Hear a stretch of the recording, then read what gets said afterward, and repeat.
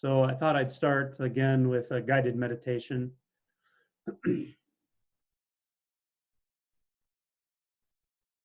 When we meditate, we can have our eyes open or closed. I think sometimes people might call it meditation when your eyes are closed, or they call it mindfulness when your eyes are open, or just sitting in presence. But ultimately,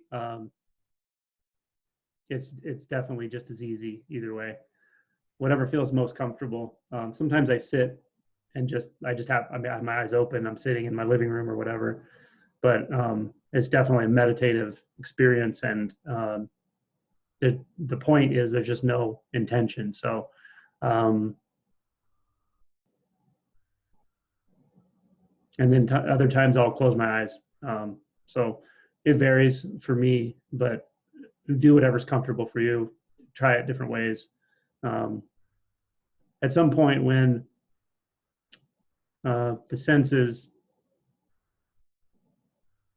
become very vivid and interpenetrated, then meditation with your eyes open or meditation with your eyes closed isn't really all that different. But we construct an inner world largely of non-conceptual thought. We imagine a space, a dimensional experience internally when we think, contemplate, when we self-talk, when we think about the past or the future.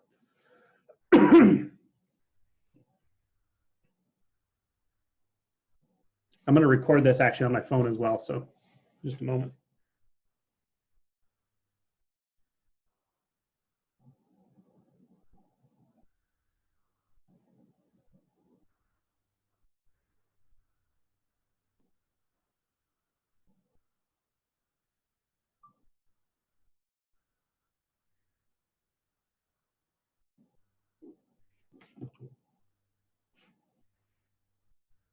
So when we sit and we let the usual priorities rest, the usual concerns rest, and this act is often overlooked, this act of letting everything rest, of, let's say, disengaging the sense of doer from the mind. Although it's overlooked, it's a very powerful act. I would even venture to say it's not something that you, as you know yourself, do, but it definitely happens. It's as if something comes forward in the energy field into this moment and touches you, makes contact with you, with consciousness. Not you as you know yourself, not you as a person in a storyline, not even you as a body,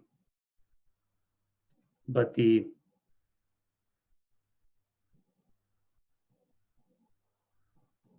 kernel of experience, the most fundamental movement of experience in a place where you don't even self-reflect. This act of disengaging is acknowledged. This can go below the conscious awareness. This can occur. It occurs at such a subtle level that we don't always recognize it happening necessarily. But a part of us, a part of reality that we're always in contact with, is quite aware of this subtle shift. And this is the entry point. When we acknowledge that for these few moments. We needn't take up any projects. We needn't take up any concerns, agendas. We can even let self-reflection rest here.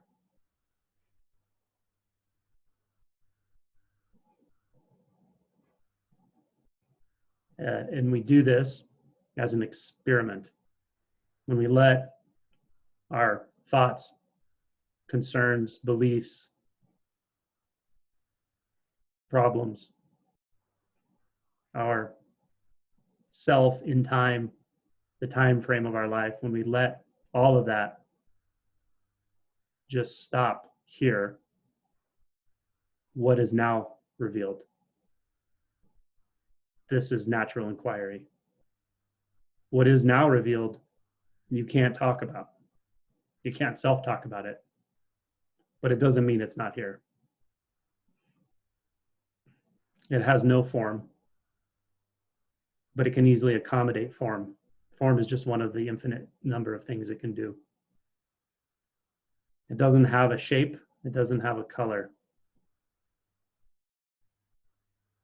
It doesn't define itself by a sound or a label or a concept, but it can easily accommodate anything along those lines. It's not in a specific location. So it's not just in the body or just in the mind or even just in the local environment or not even just in all of time and space. That is only one thing it can do. It can easily accommodate all of time and space, the conscious mind body universe, easily. But that's not all it does. That's one fluctuation on a wave.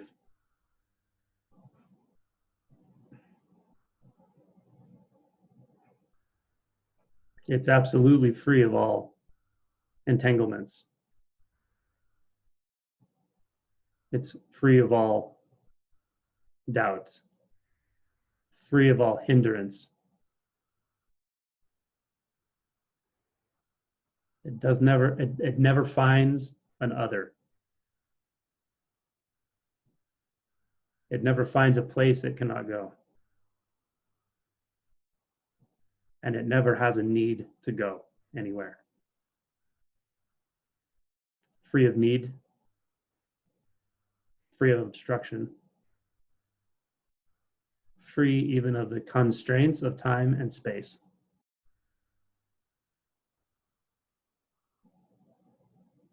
This is what knocks at our door the moment we meditate.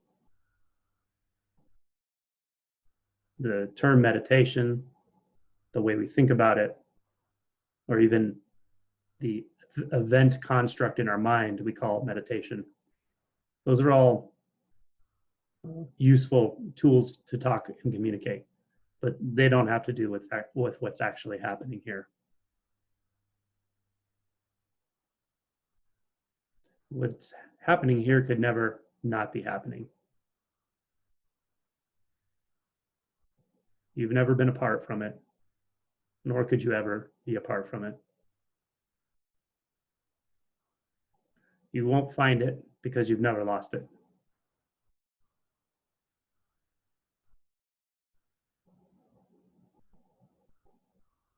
You won't wake up because there's nothing to wake up to, and there's nothing to wake up from.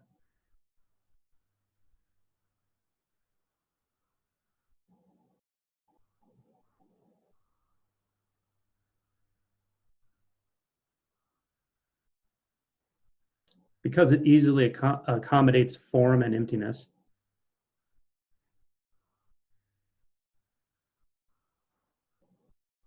we have no need to even locate, define, describe, or assure ourselves of its existence. It's not even bound by existence or non-existence. Those are just two fluctuations on a waveform. Life and death are two fluctuations on a waveform.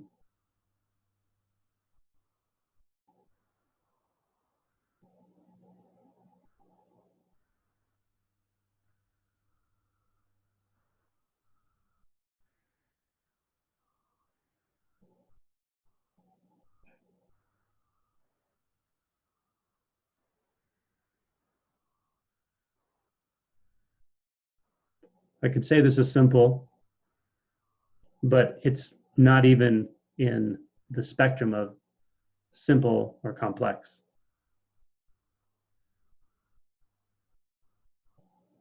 I could say it's natural, but it's not on a spectrum of natural and unnatural. It can easily accommodate both, one at a time or simultaneously, and easily be free of those designations.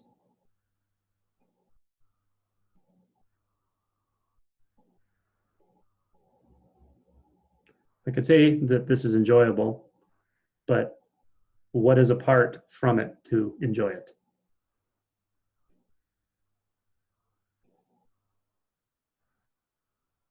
I could say that we've arrived, but it's clear that there was never anything that left that could separate out from anything else.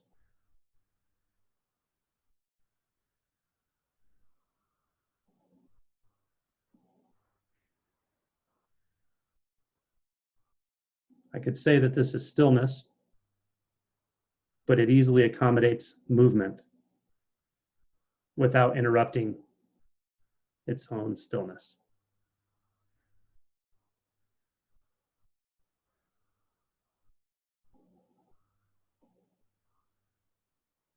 I could say that it's silent,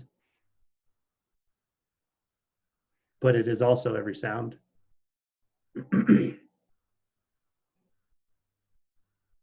I cannot find a dividing line between silence and sound.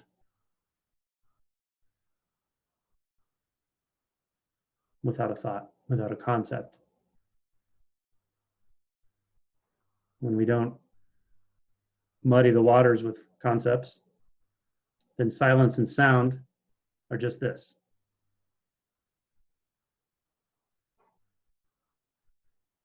When we don't go down the road of a false dichotomy, the most prominent sound is also the deepest silence. Very obviously, when we don't back away from life. It simply is. You've never not known this. What is your face before your parents were born? It's right here. You've never been apart from that.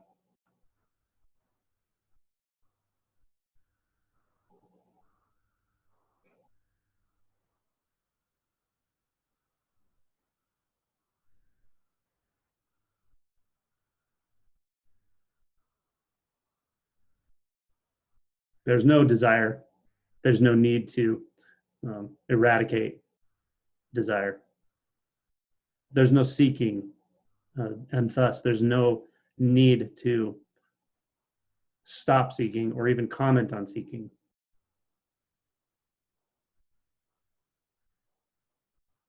There's no religion here. There's no doctrine, no practice. And dogmas, religious practices, systems are all easily accommodated. They're not a problem.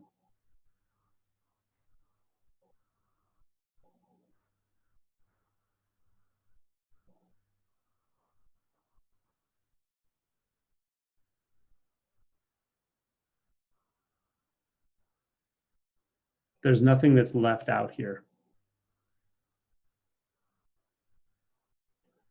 There's nothing to regain.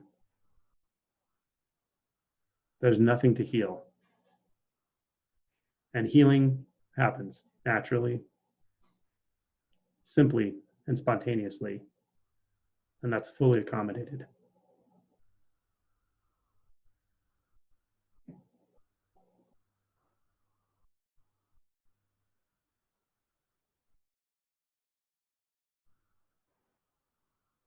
You don't need to let go here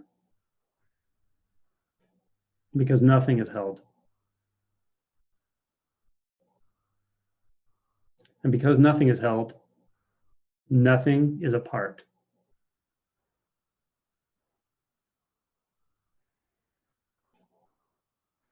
You cannot find a place that isn't this. You cannot find a place inside of you that isn't this. You can't find a corner in consciousness or in memories or in shame that isn't simply and naturally this. There might be reactions to those places in the body mind, tension, intense emotions, all of it, interpretations. That's all fully and completely accommodated.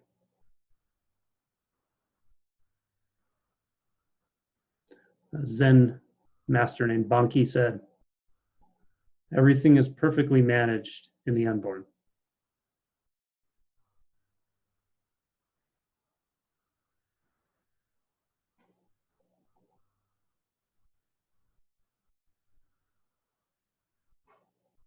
The Heart Sutra says, no form, no feeling, thought, or choice, nor is there consciousness.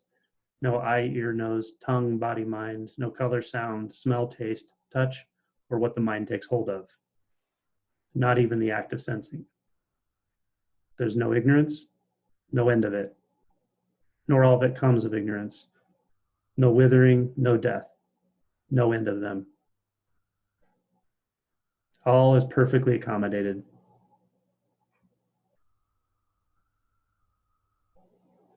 Paths are fine. Seeking, fine.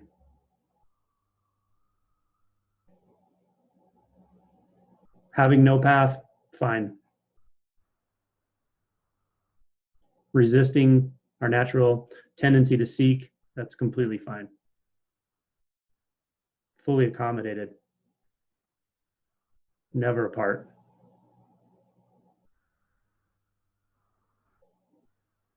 A problem, that's fine. It's not a problem. Just this.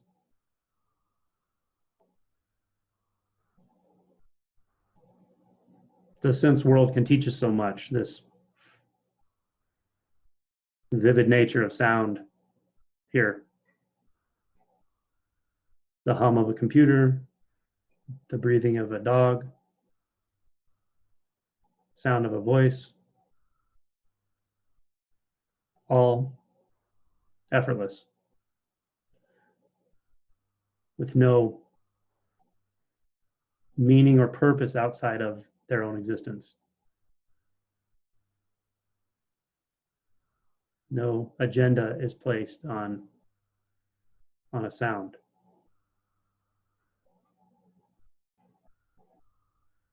It's just sound. So it's full and it's empty. This we can find everywhere, in every experience, in every thought, in every belief, in every emotion, in every movement of the body, in every doubt. This fullness and empty nature, perfectly coordinated, perfectly accommodating.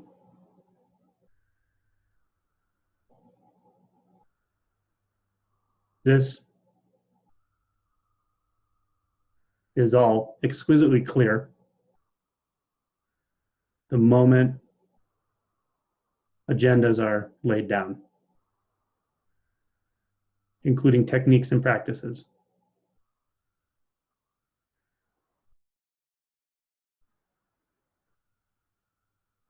You can't achieve clarity because all there is clarity.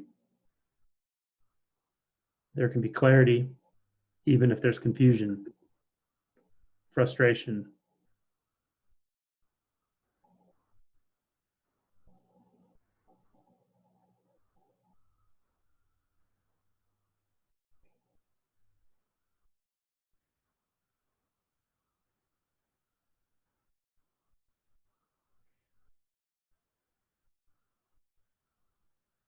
So practice, that's fine. No practice, that's perfectly fine. How do you know those are two? How do you know those are different entities? Can you find that difference in the immediate? Can you find that difference in a sound or a simple sensation anywhere in the body, whether it's in your hands, your knees, your jaw?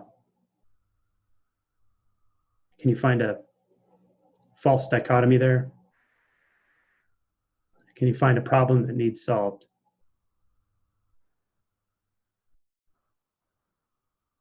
Can you find a destination? Can you find lack?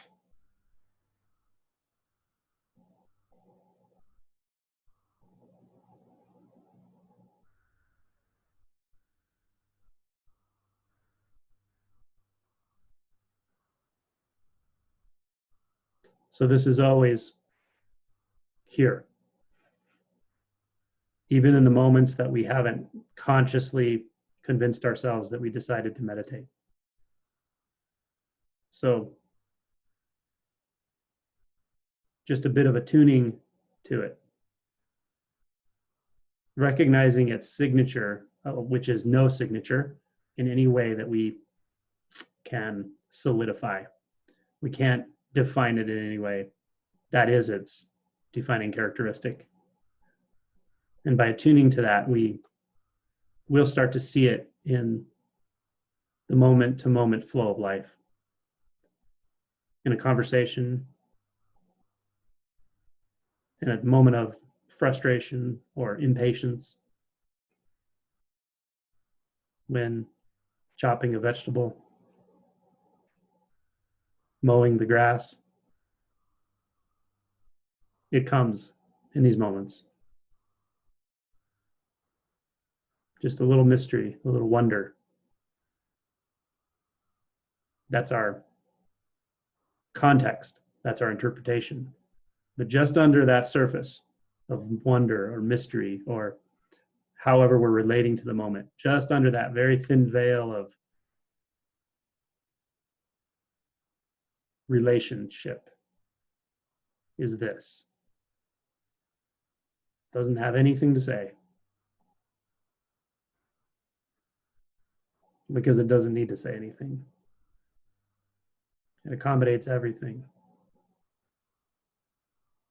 It creates and destroys everything easily, effortlessly, unapologetically.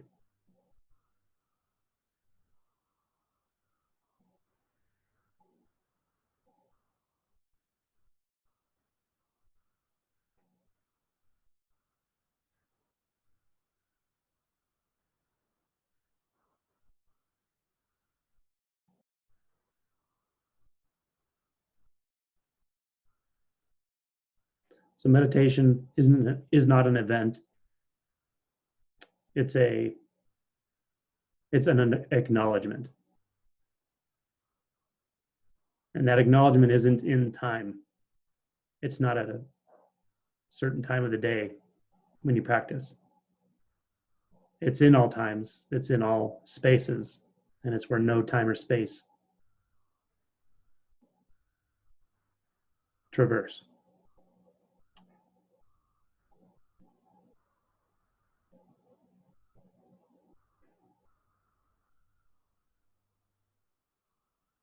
Can't miss it.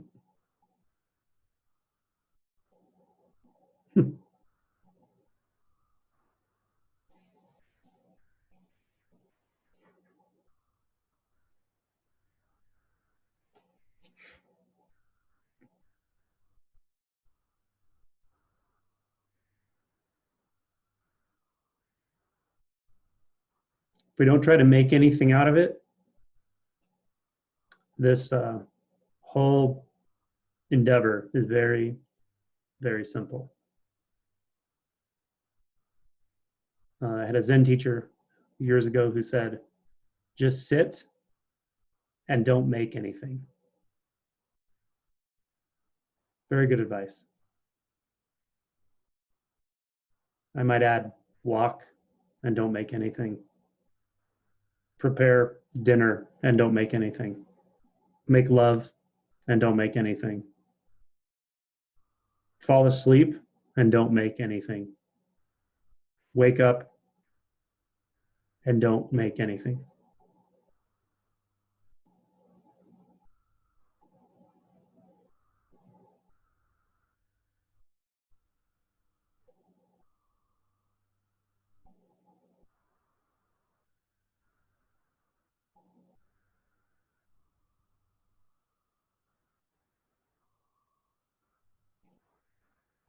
Okay. A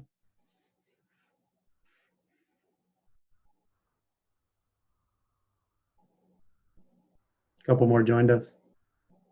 Alma and silly Dan.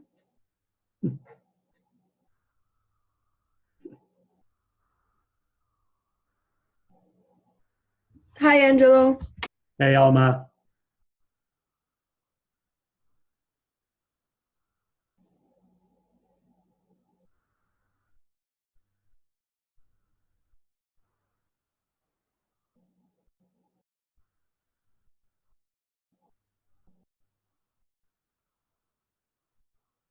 There's really nothing. There's just nothing to say, really, ever.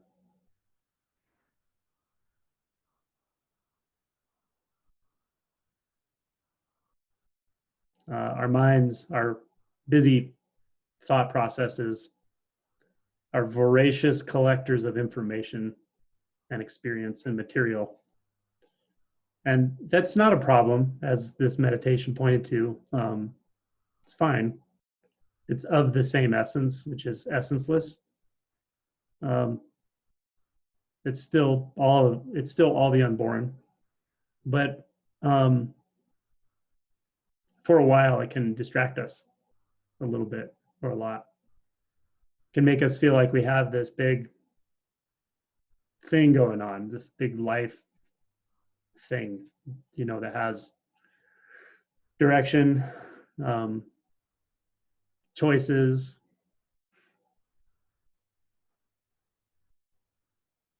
influences, problems.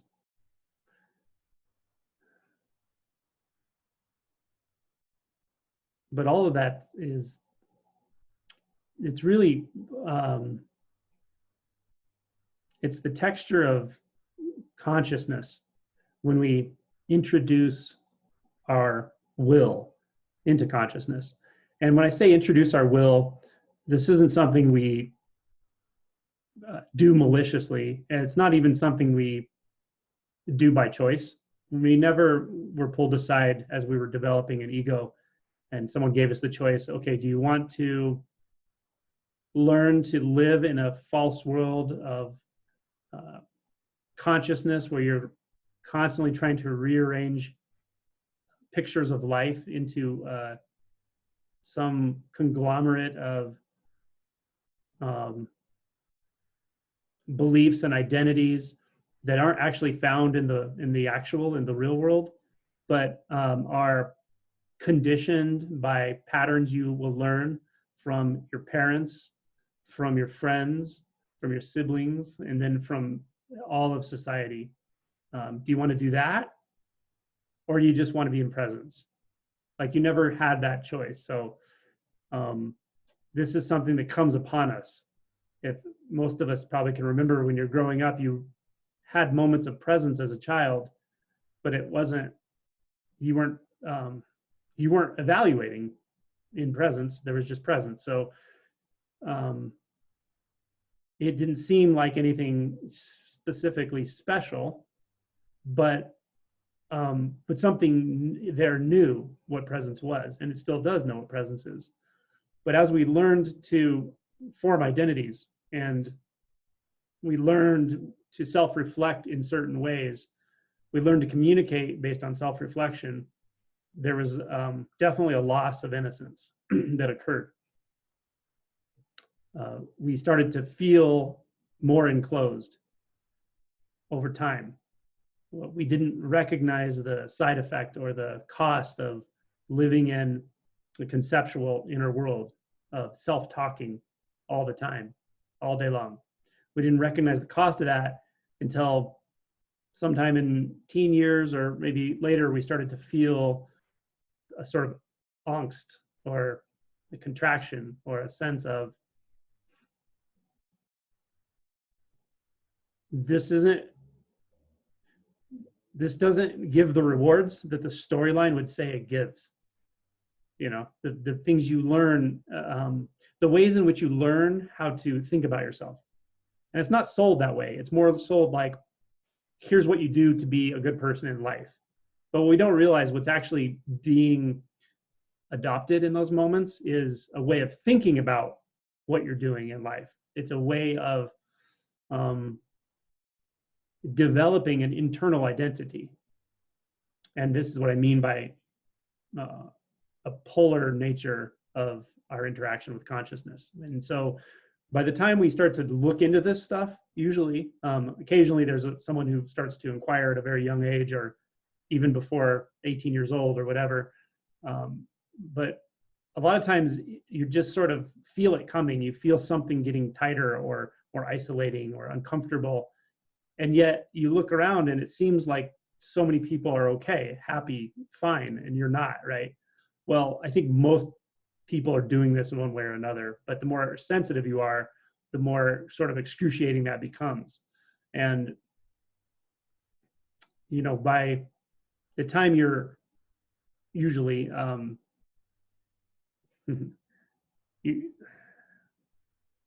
you started, I'm just going to say you started seeking in a spiritual way. You started inquiring or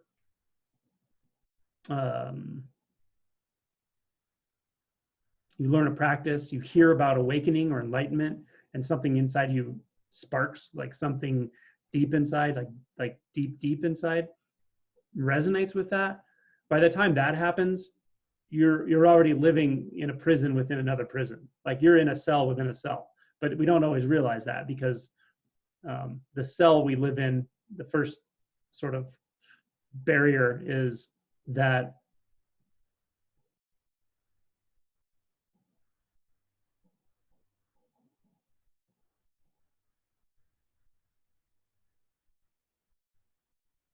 it's that I'm in control of my life. And that's a pretty potent barrier. It's a pretty powerful one because when you start to inquire and you start to feel, when you start to move through that barrier, the feeling in the body is something's out of control. And it's a very uncomfortable feeling. It can be. So sometimes we get a little taste of something and it feels good. It feels blissful. It feels expansive. But then we start digging further. We start inquiring more seriously, or where I see it happen almost every time is the first time you do something like a sustained meditation environment, something like a retreat.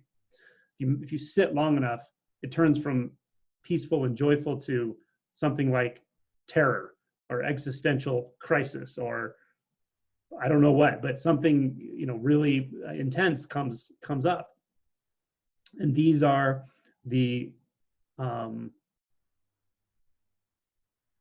sort of the alarms or the self-defense mechanisms that the body has, but that have been co-opted by the intellectual sense of self, the conceptual self. So it's already, by the time you're even aware of this stuff and you're starting to dig in, it's already wired itself into your physical defense mechanisms. Okay, so then, although as I started this talk by describing, although all of this is made up of the same non-stuff, it's all unborn nature. it's all, dare I say, empty nature.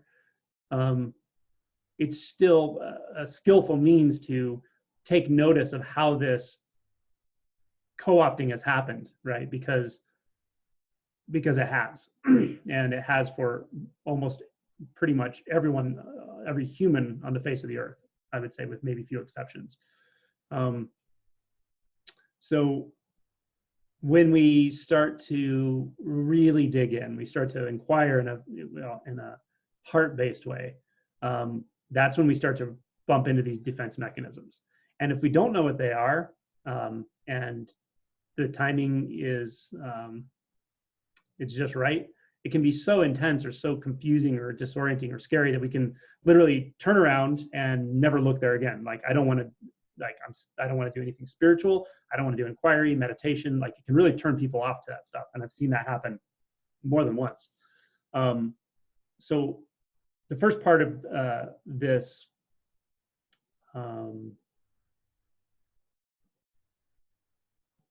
learning to navigate this barrier is just recognizing it's actually normal for us to feel very intense at times. It doesn't have to happen every time, and you don't have to fear or anticipate it. But pretty much everyone I know who I talk to in these contexts has gone through this at least once, if not many times.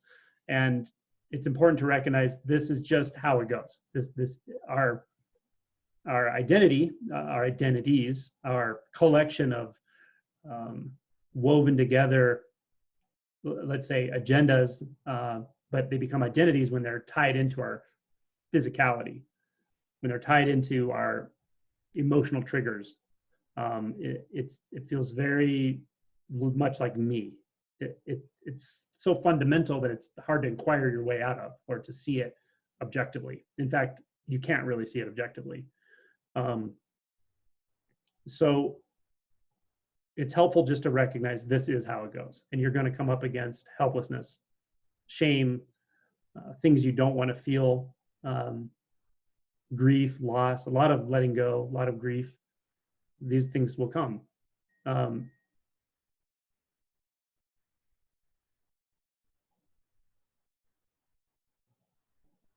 And when they do, you don't want to bypass. And bypassing is to use spiritual concepts to pretend it's not happening. So to say, well, everything is nothing anyway, and it's all empty nature, so it doesn't really matter, so whatever. But if you're thinking that, you're already in your head. You're literally bypassing the physical, and that's not going to help you, right? As far as awakening is concerned, it'll help you go live in the dream, but it's not going to support a further opening, a further realization. So you don't want to bypass. You don't want to spiritualize this experience. This, when things go from spacious, expansive, and blissful to contracted, uncomfortable, unnerving, and it always feels a little out of control, because the one thing that you could say the world of thoughts has, and it doesn't really have this, but it has the illusion of it endlessly, and that's control. Like, I can control my environment. I can control how I feel. I can control what happens to me. I can control when I feel emotions, right? We may not think about that consciously, but it's definitely wired into it.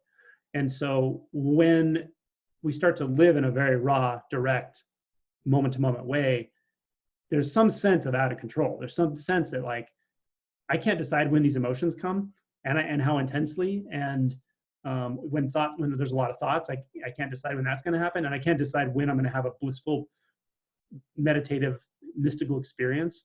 You have no control over any of that, right? That's what you start to not even intellectually know, but physically know. Your body knows, okay, this is a very different way than living in that numb world of distance, of internalizing myself into a polar consciousness and living in the movie that I feel like I can control, and you're not even controlling that. Even the sense of you controlling that is part of the illusion. So, so it's actually a pretty radical transition, depending on how quickly it happens. And the body interprets that as a lot of feelings that I'm going to call uncomfortable, negative, and so forth. I'm using those. I don't usually use those terms. I'm using them because so many people have used them with me.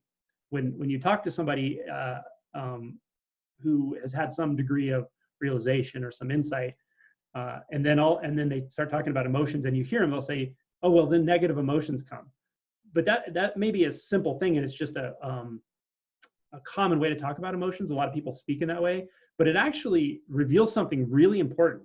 If you think there are negative and positive emotions, there's still a pretty rigid barrier between your conscious self and your emotional self, because there aren't negative emotions. There's not.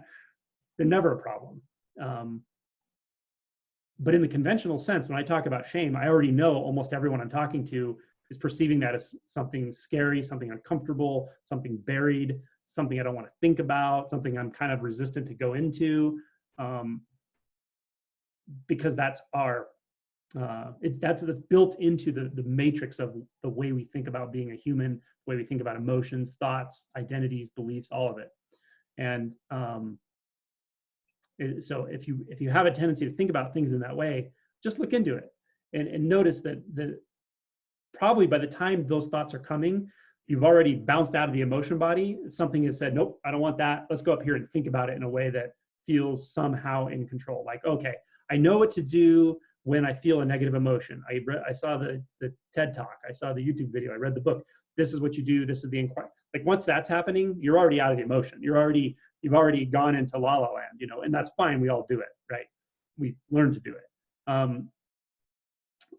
But the true barrier, the true mechanism that keeps us from just being able to just make the choice to just drop into the emotion body and just be there, the mechanism of it is sneaky. It's hard to see. It's not obvious like an emotion is. It's not obvious like a thought is, but it's there, and it's in a sense what causes all the trouble, and that's what I would call resistance. Okay, it's not just a belief system, although you can find the beliefs of resistance if you inquire. It's visceral. It's very primal, and that's what bounces us out of the emotion body. That's when we start to feel something deeply uncomfortable, existentially uncomfortable. We start feeling out of control, which emotions are out of control. They're not in anyone's control. They just are, right? And that's great when the emotion is ecstasy or surprise or joy or happiness. But the moment it's something that we have designated through the collective belief system of humans as negative, uncomfortable, undesirable, inconvenient, the moment that happens, the resistance kicks in. And that resistance it's really good at pointing the finger. It's all about blame, and it blames the emotion, right? But the weird thing is the emotion's not even causing a problem. But the resistance kind of has two identities stuck together, and they're resisting each other. One is the identity that says, no, I don't want that. And then the other part of that, the other identity that's stuck to the one that says no, is the one that says, and it's that emotion's fault, right? So before you know it, you've already gone down the path of something's already wrong. I know it is, without thinking about it. And then what do I do about it? And whose fault is it? It's what emotion is causing this? So if you can see how that happens, it happens very quickly. It's a resistance pattern that by nature likes to hide itself. Okay. So it can be very helpful to, when in these times we feel triggered, out of control, sad, helpless, grief, loss, when there's anything intense, and we feel like we want to distract ourselves, do a habit that is our go-to habit, when we want to even meditate it away, when we want to bypass, when we find ourselves doing any of this stuff. And the distraction can take many forms, of course. Arguing with your partner, getting on the internet, distracting yourself with social media, buying something, even things that are considered healthy, eating whatever, exercising. Like if you feel like you're doing it to avoid, then that's what I'm talking about. So when we come up against any of this, this sort of inquiry can be really helpful. And the inquiry is, what are my beliefs about what I'm feeling right now? What are the beliefs about it? They're not my beliefs, but what are the beliefs about it, right? So say there's a sense of grief, okay? And some people are reasonably okay with grief, and other people really have trouble with it. There's a ton of resistance around it. So wherever you are on the spectrum, I don't know, but let's say grief comes and there's something that just wants to say no to it. Whatever, we're finding we want to distract ourselves, we want to meditate ourselves into oblivion, we want to whatever. So we can inquire, we can ask, what are my beliefs about this experience now? Don't even make it conceptual about grief, right? Because then you're going to start thinking about it. So you don't even have to name it, although it can help to name it if you're not unclear on what you're feeling, but then let the label go, right? So this experience, this feeling right now, what are my beliefs about it? And it's really as simple as that. And you just have to inquire with an open mind and an open heart, right? You're not trying to fix anything. You're not trying to get rid of anything or eradicate anything. You're just trying to investigate what's going on. And what I would say is you're investigating the nature of resistance. You're investigating what processes and decisions are happening so quickly and so habitually that we don't look into them and see where we made the choice to resist, where we made the choice to judge an emotion in a certain way, okay? So we can do this and we can say, what I'm feeling now, this intense grief, and I've been feeling it for 2 days, and I've just been distracting myself. I've been doing this and doing that and whatever. But what if I just get real and ask, like, what do I believe about it? Or what beliefs are here about this? And, you know, your own experience is what matters, but you might find something like, it's not okay. Something somewhere says, this isn't okay. And it also says, because it's not okay, I need to hold it at a distance. I need to look at it, evaluate it. It's suspicious. There's something suspect about this experience. I need to distance myself from it so I can evaluate it, right? There's another belief that I can distance and evaluate, that I can separate from. There's a belief. It may not even be true that I can separate from, right? But that's what seems to be happening. And then we might notice there's another belief that if I find a story about this, that's the key. If I can find out why this happened, who caused it, what led up to it, that's the key, right? You might find that belief in there. And if you find that belief, you're like 3 beliefs in already. You can see how leapfrogging from one conclusion to the next keeps us in our mind instead of just going right into the feeling, right? And when you do this more and more, the more you do this, the more you realize that really unnatural tendency to just get away from whatever that is, the physical experience, to just dodge it. It doesn't make sense. It doesn't make sense because other times I have a sensation in the body and I enjoy it. So where's the decider on that? What's making one physical sensation without any labels, without any conclusions or stories? What's making the actual sensation a problem? Nothing. It's not a problem, right? But we make it a problem. We find something to blame, tell a story, distance ourselves from it, all so quickly that we don't even know it happened. And then we start talking about spiritual conceptuality or whatever. We go very cerebral, and we don't realize we just bypass an emotion. Again, be very gentle with yourself on this stuff because it happens with everyone. And just have enough awareness to start to see this really can give us some gratitude that I can even become aware of this unconscious set of beliefs that led me down a road to abandon myself, abandon my sense world, and go into a story, and then believe the story, and then go down the story road for hours, days, weeks, life for the rest of your life. You can live in a story the rest of your life. I'm sure you've met people like this. They live in like a story, a label. I'm a Republican. I'm a Democrat. I'm a whatever it is. I'm a victim. I'm a successful person. Like sometimes you can sense that when we interact with somebody that they're just so distanced from what's actually physically happening in their body that we can't even communicate with them. Like, what are we really talking about? I feel what's going on inside you, but you're telling me this story and you've reduced your whole entire identity to a label or a paradigm. And it just feels so disconnected. So if we become aware of this, we have an opportunity to see, well, what's disconnecting? What's down here and what's up here? What are all these levels of identity, belief, and conceptualization that have allowed us to distance ourselves so much from something that when we directly investigate, it's simply not a problem. You'll never find a problem in an actual sensation in the body. And you'll never find an emotion, if you are willing to explore, that doesn't have its core as a physical sensation. So then obviously there's no fundamental problem. There's no intrinsic problem to emotions. There's no at all. It's the value system we put on them, right? This is, I think the aggregates in Buddhism, the aggregates talk about this very clearly. How we go through this mental cascade into an identity from a very, very simple experience. Because in direct experience, a sensation, as I point to in all these guided meditations, a sensation in the chest, the jaw, the tongue, the head, it's really no different than a sound. It's no different than a sensation anywhere else in the body. It's no different than a sensation that we've designated as a good sensation. But all of a sudden this one's bad. Well, it's not bad because of anything to do with the sensation. It's just not. It's bad because of all the identities and distancing maneuvers we've habituated to prevent ourselves from fully experiencing it.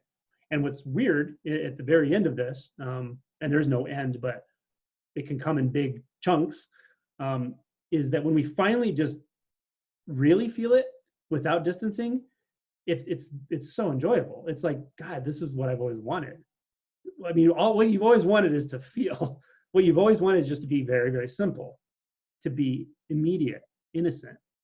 But you know, in my experience, you have to really look closely at this stuff, because you can't just hear what I say and go, yeah, I agree with you, I feel that, and then believe it's going to just all stop, because it doesn't tend to do that. It can, but it's very, very uncommon. So usually some investigation, some inquiry is helpful. And that's what we're looking at. We're looking at these little decision processes that we make, but we make them so quickly that we go from slightly uncomfortable sensation that I'm not even aware of because I'm thinking so much and I'm doing so much, to boom, an identity that's triggered by that. It's 3 identities deep. And in that identity, all of a sudden we're in this thing of like, why am I here again? Why do I want to take another drink, another drug, another whatever? Why do I want to buy something again? Why, like, how do I get back here over and over and over, right? You can feel like you're in these loops sometimes of thought, belief, and behavior. Well, the reason is because we've, through our ingeniously complex nervous system, we've put a bunch of responses in a row and we've like grouped them together, and we move through those so fast that we don't even realize what we did. We don't realize what just happened. So this is the value of one of the ways to use inquiry that works very well. Does anyone have questions about that? Because I went from an emptiness guided meditation directly into the emotion body. So I don't know why, but. Yeah. Angelo? Yes. Yeah, I appreciate your talk, and always kind of helps to reground in reality. And so, like, something that I'm experiencing now, I'm really getting attacked by a family member, really some personal attacks. Now, when I think about what am I believing, and if I just like, the immediate belief that leads to all the other crap is that, well, she shouldn't be doing this. Mm-hmm. But she's doing it. And so if I don't have that belief, or I don't buy into the belief that she shouldn't be doing it, then it just kind of stops right there. And it's just, okay, well, it is whatever I'm feeling about it. And it kind of stops there. And so, so I appreciate, what you're saying. However, and you also have mentioned, it's really difficult to have a conversation with someone who's so disconnected and their whole reality is based on their story. It's really impossible to have a conversation with somebody like that. And so kind of my question, I guess, would be, well, what do you do and, practice kind of say a physical level, if you've got people that are behaving in a certain way,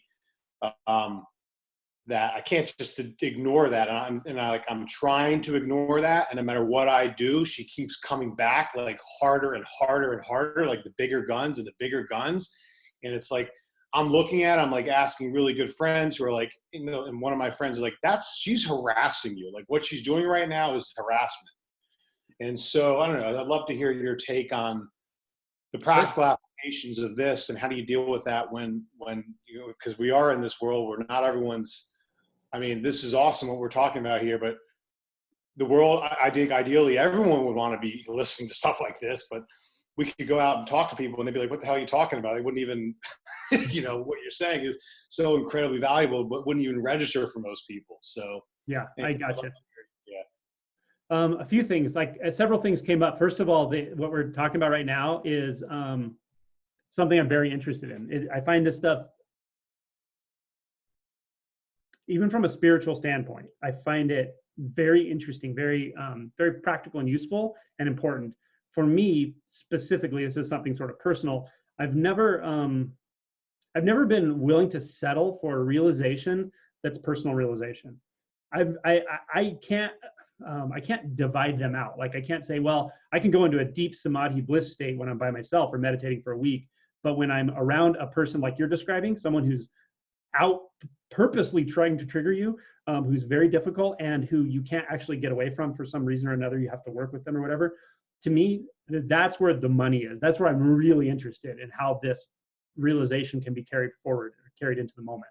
So the questions you're asking are great. And I can talk in a few different ways about it. But for one thing, the difficult person is a fascinating issue for all of us. And no matter how enlightened you think you are, you're going to sooner or later, you're going to bump into another one. It just happens once a year, a couple times a year. It might be a family member, it might be a girlfriend or boyfriend, it might be a coworker, but you're going to bump into somebody who you kind of can't get away from for one reason or another. And so you've got to navigate it. And this is really great, actually. It's like this. I think it's awesome. Because it's where the rubber meets the road, right? So a couple of things came up as you were mentioning that. First of all, I always like to kind of look here first, right? Whether I'm emotionally connected to someone or whether it's more distance, I'm working with them. But if I'm feeling something like the trigger, whatever it is, I always look here first. I really try to not blame them. I kind of just go, okay, what is being felt? What's being experienced? I may not actually have to think through this like this anymore, but my attention goes right into the emotion body, into the interpretations. Like it's like very curious. What are my beliefs about this? Are there identities that could be getting triggered by this? How's the body responding in all this? So I really look there, not to find blame or to assign blame or to go, is it me or them? Because it's not really like that.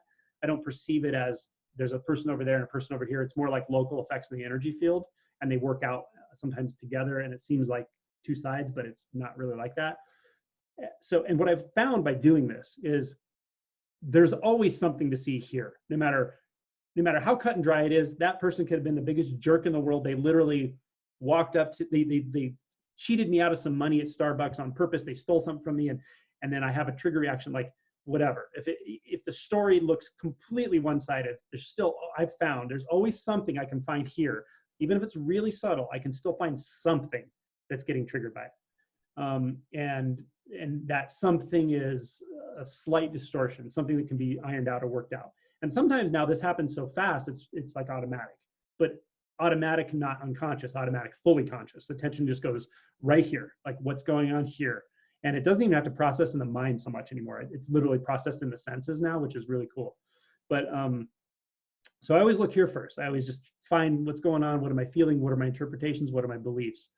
And then carefully, I go to an understanding place. I really try to understand the situation. What's going on with that person? Because it's fascinating. Because people with personality disorders are fascinating. They suck you into their vibe, their drama, their problems, and they actually require, depending on how bad that personality disorder is, they require you to be part of it. Without that, they don't know how to function. So what'll happen is if they really can't find anything, they can't find a receptor in your personality or whatever, that drama will go somewhere else. It almost certainly will. It'll just they don't know they're doing this, and I make it sound nefarious, but there's something in them. Let's call it pain body. I'll borrow that from Eckhart Tolle. It's activating. It's looking for your pain body. It's looking for something in there that it can get just something out of, even if it's a fake denial that you're reacting to it, whatever, because it still needs something. And if it doesn't find anything, it's just going to keep looking. And this is what I find in difficult people, like emotionally abusive people, whatever. it's like they're kind of always hunting, looking and just sampling people, looking for the one that they can go, oh, okay, you can be the victim, and then I can be the victimizer, and then we can trade places or whatever. So there's something in that that does require complicity. So that's fascinating to me, because that I almost experience not as that person's bad, but there's this unconscious thing that moves through human consciousness, and it donates itself from one person to another, and it looks for complicity, and it requires complicity to transmit, actually. So I kind of start to feel into things that way, because I do find it interesting, but I'm always really cautious not to turn that into blame, because I'm fascinated with the understanding, but I don't want to turn it into blame in the sense that I fail to look here first. Okay. Then the next step really is is boundaries. Okay, and the boundaries are situational. If somebody feels uncomfortable to me like that, but I don't have to be around them, they're not, I don't work with them, or they're not my family member, someone that I can't just disconnect from very simply and easily, then I just connect from them very simply and easily. It happens so fast now that I can pick it up just walking past people. Rochelle and I were in Walmart yesterday, and we felt it, like, from this couple, and I could feel so much emotional violence in them, and mostly the guy was, I could feel it, and she probably has her, programs running too, and they for whatever reason, but I was like, it just was so unhealthy feeling. So when I feel something like that from people, even if it's in a casual connection or whatever, I tend to just gravitate away from it now. There's no fear about it. There's no trying to manage or control anything. There's just, I think the body mind just gets a natural intelligence, and it just goes, oh, that's not what I'm interested in. And so I sort of just I actually probably tune it out in a way. But that's not the challenging one. The challenging one's when you have to work with them, or you are already in a relationship with them and emotional attachment's already happening, or they're part of your family, or whatever, a practical context where you can't that simply just go, see ya, you're toxic, I'm out of here. So then it's challenging, and then it's also situational. Work has different rules. So sometimes if it's a work situation, you can just be clear with the boundary right away. You can say, hey, listen, we got off on the wrong foot. Can we sit down with the manager and the three of us talk so we can just work together harmoniously? That usually, something like that will work if you just take care of it early, because then at least that difficult person knows, okay, well, this person will call me on my bullshit. This person has boundaries, and the manager already knows about it. I'm not going to mess with them. I'll go mess with someone else. That's usually that kind of a thing. But these personalities can be sneaky. They can circumvent that kind of stuff even sometimes. But I think in workplace situations, it's usually reasonably easy to deal with, unless it's your boss. If it's your boss, that's a different story. Then you really got to decide, do you want to work there? Because the manager influences the whole environment. They influence the way everyone interacts with each other. And it's tricky, but you can also pull the boss aside too, and put boundaries with them. Just say, hey, listen, I don't know what went wrong or what our communication problem has been, but something doesn't feel right, or even bring their boss in or whatever. So the work stuff, there's a practical structure to work where a lot of times you can deal with those sorts of things in those ways. But they are challenging, and I still love to feel my response just to people, just to being around them, in the same room with one difficult person at work, and everyone knows who they are, right? Whatever. But when I'm in a room, it still triggers me. It still feels personal, right? So that's what I'm interested in, what's going on in here, and just keep looking at it, exploring it. And what I find over time is that it dissipates to the point where I actually start to feel love for them, like even enjoyment with their drama, whatever they do.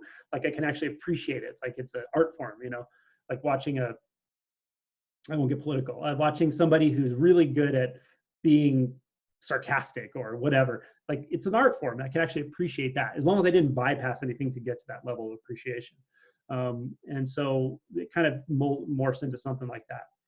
And then there's the emotional connections, right? Your family, usually there's some degree of emotional connection, and a lover, a child, parent, whatever, there's going to be an emotional connection. So for me specifically, what I've learned is to be really careful about who I make emotional connections with. Like really, I'm very selective about it, I guess you could say, because I feel everything that's going on inside them. I can't filter any of it. I'm gonna feel it all, and that's fine. I'm willing to, but there's a price to pay for that too. And it's also can be very challenging for them. For like if we're dating, so I've been dating Rochelle for a couple of years now, so this isn't a big issue. But when before, like when I was dating people after I got divorced, I dated several people, and it was like I really had to learn this stuff, and it was perfect. Life set it up that way, just so I could figure out. I just had to be very, very direct about boundaries, and some things even like, and this applies to anyone you're emotionally close to, connected to, family members, even things like sometimes you just have to say like you're being emotionally abusive. I can feel it, and anyone who's doing it is going to deny it, and they'll go in circles around it, whatever. But sometimes you just got to go. But I trust my gut. I trust my body. I trust what I feel. So I just need you to know that. And that's powerful. It's really powerful. It's something because a lot of people haven't heard anything like that. And some people will just stop. They'll be like, whoa, okay. Or maybe they'll even get insight and apologize. But at the very least, they'll probably go, okay, every time I play my little games, that person's going to make it uncomfortable for me by being very direct and setting a boundary. They'll learn not to do it, usually. That's one thing, is just having really good boundaries and being willing to say them early on. Now, obviously, you're in a situation where you've probably been in connection with this family member for a long, long time. So again, boundaries are helpful, but they may not completely fix the problem because it's probably a dynamic that's been around for a long time. So a very practical thing I like to do, and I think there's a book titled this, but and I can't even remember where I learned it, but when I applied it, it worked. I found it works really, really well. And it's a very strange and it's like not an instinctual thing to do, but it really works. And that is when somebody's triggering you, whether it's someone really close, like a lover, or someone that's distant, or an acquaintance, whatever it is, even someone you watch on the media, you could say, whatever, but mostly people who interact with you and know you. You can ask yourself or tell yourself, what that person thinks of me is their business. It's not my business, right? And it sounds odd, but the more you say it and the more you do it, the more you realize what I was trying to do. The reason I was getting triggered is I was trying to control their image of me. I was trying to control how they see me. And I didn't like that they're, through their dysfunction, showing me that the way they see me is a way that's inaccurate. And they're purposely showing me that because they know intuitively, because they're the same way, because most humans are this way, they know intuitively that I want them to see me in a good light or whatever, right? So by reinforcing that, honestly, it's their business. What you think of me is totally your business. How I treat you is my business. How I treat everybody is I care about that. But it's really your internal belief, your internal state. It has its right to see me and the whole world as it sees fit. And really just giving people permission to do that. Giving them permission to have their own opinion of you, and you don't need to mess with it at all. It's fine. You can see me as a good person. You can see me as a bad person. And over time, it really changes, I find, your interactions with people. Even when it's not so triggering, it can be helpful to just remind yourself that, why am I occupying myself with how they're treating me? Partially because I want them to see me in a good light, right? But you can't reason through that and see that that's what's happening. You have to like really do it. You have to, it's like a gift. You have to give them the right to have their own opinion, to see you as they want to see you, even if it's completely distorted. And then you start to really see a sense of freedom that like, it's really nice not to give a shit what anyone thinks about you. And for me, I actually don't care what anyone thinks about me at all. Not in the least. And that's the only way I can love unconditionally, right? If I can't love you unconditionally if I'm trying to manipulate your view of me in any way at all, right? I don't care if you think I'm smart. I don't care if you think I'm enlightened, if I'm stupid, I talk too much, I'm too quiet, like all that stuff. Totally, that's your belief system, and it's fine. I have no problem with it. Enjoy it. If you want to wake up from the world of beliefs, then we can talk. I'm happy about, because that's an interesting topic to me. But as far as anyone's beliefs about anything, including me, totally up to them. I don't care. And it doesn't mean I don't care about them. It just means I don't care to manipulate them. And that can be really powerful. And it can take some time, but when you really start to get it, it might change the dynamic in ways that you didn't expect. And those are the things that came when you were talking. I don't know if any of that's helpful, but Yeah, I mean, I heard Debbie Ford say this once, and I think it's a great analogy. She's like, she said, like, imagine you have outlets all over your body representing different qualities, arrogance, whatever. It's like if you've dealt with that, then there's a cover on that outlet. And so if somebody else, you can't be triggered because you'll see yourself in them. But if you're really triggered by someone, then that indicates that that's something that you haven't fully accepted, and that's why you're being triggered. Mm-hmm. And so that's the bottom. I mean, the hard truth is, yeah, if I'm fully 100% okay with myself, then like you just said, she could do, or anyone could do whatever they want. Yeah, I might feel it, might feel a certain way, but it's just going to pass right through me because there's nothing, there's nothing for it to hold on to. So that's kind of I think the brutal truth. Mm-hmm. That it's not about, it's not about anybody else. And, one of my really good friends and kind of a mentor, he's a Qigong master. He's just he's kind of like the Buddha next door and you never even know it. But, I said to him, how do you kind of deal, he loves his family, he's got grandkids and everything. And I was kind of like, how do you, I was asking him some question, like, how do you deal in this physical world or whatever? But he kind of said, I close my eyes and it's just me. And I like me. And he kind of spoke to that. He was pointing, I think, to that there isn't anything else really. When we cut off all the stimulus, that's all there is. And everything else is just a projection. Just something that we, make up to make some sense out of this. But yeah, so I appreciate, what you said. And again, it's really a helpful reminder to focus more in than out, even though certain might be, it's all nice to be all Buddha when you're, when you're sitting in a cabin or in the mountains. But yeah, but when your family, I think it was Ram Dass who said, if you think you're enlightened, go spend a week with your family. Mm-hmm. Yep, totally. Yeah. So it's, one of my good friends was just saying this morning, boy, she's your teacher right now. Mm-hmm.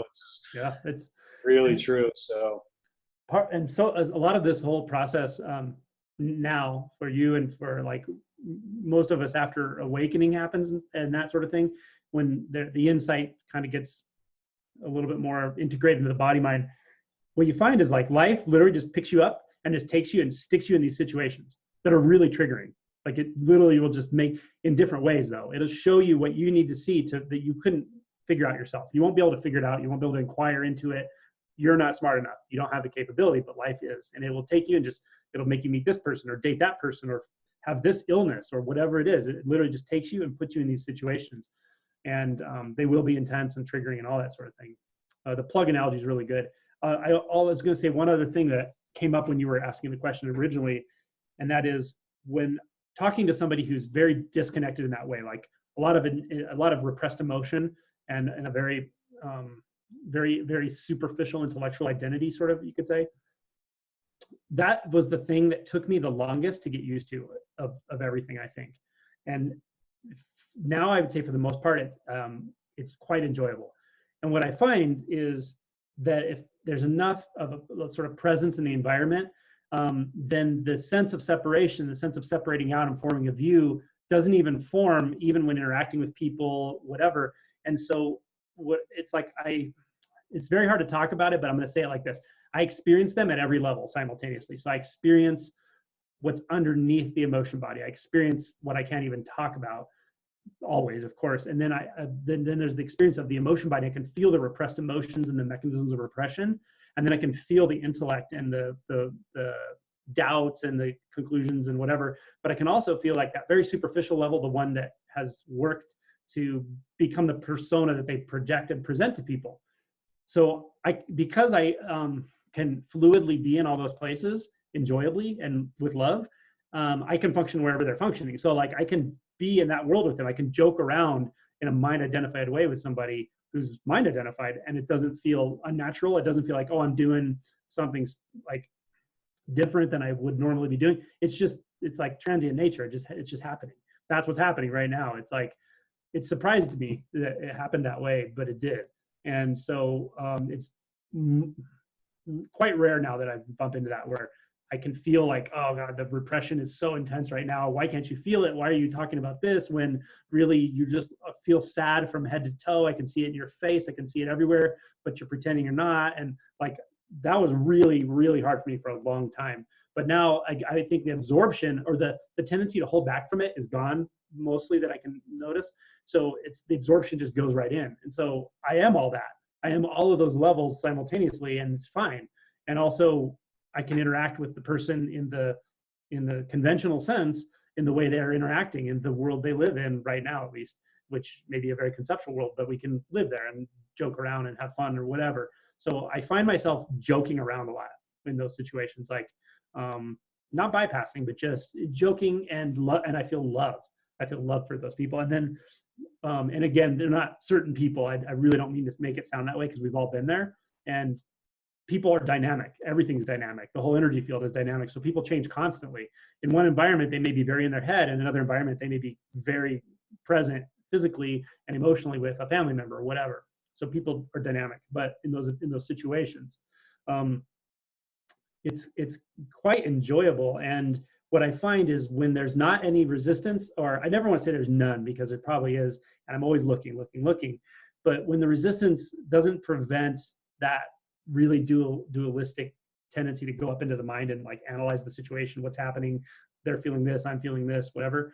When there's it just kind of coalesces at all those levels at the same time, then I notice that people very quickly kind of start to settle from the mind identified to back into their own emotion body.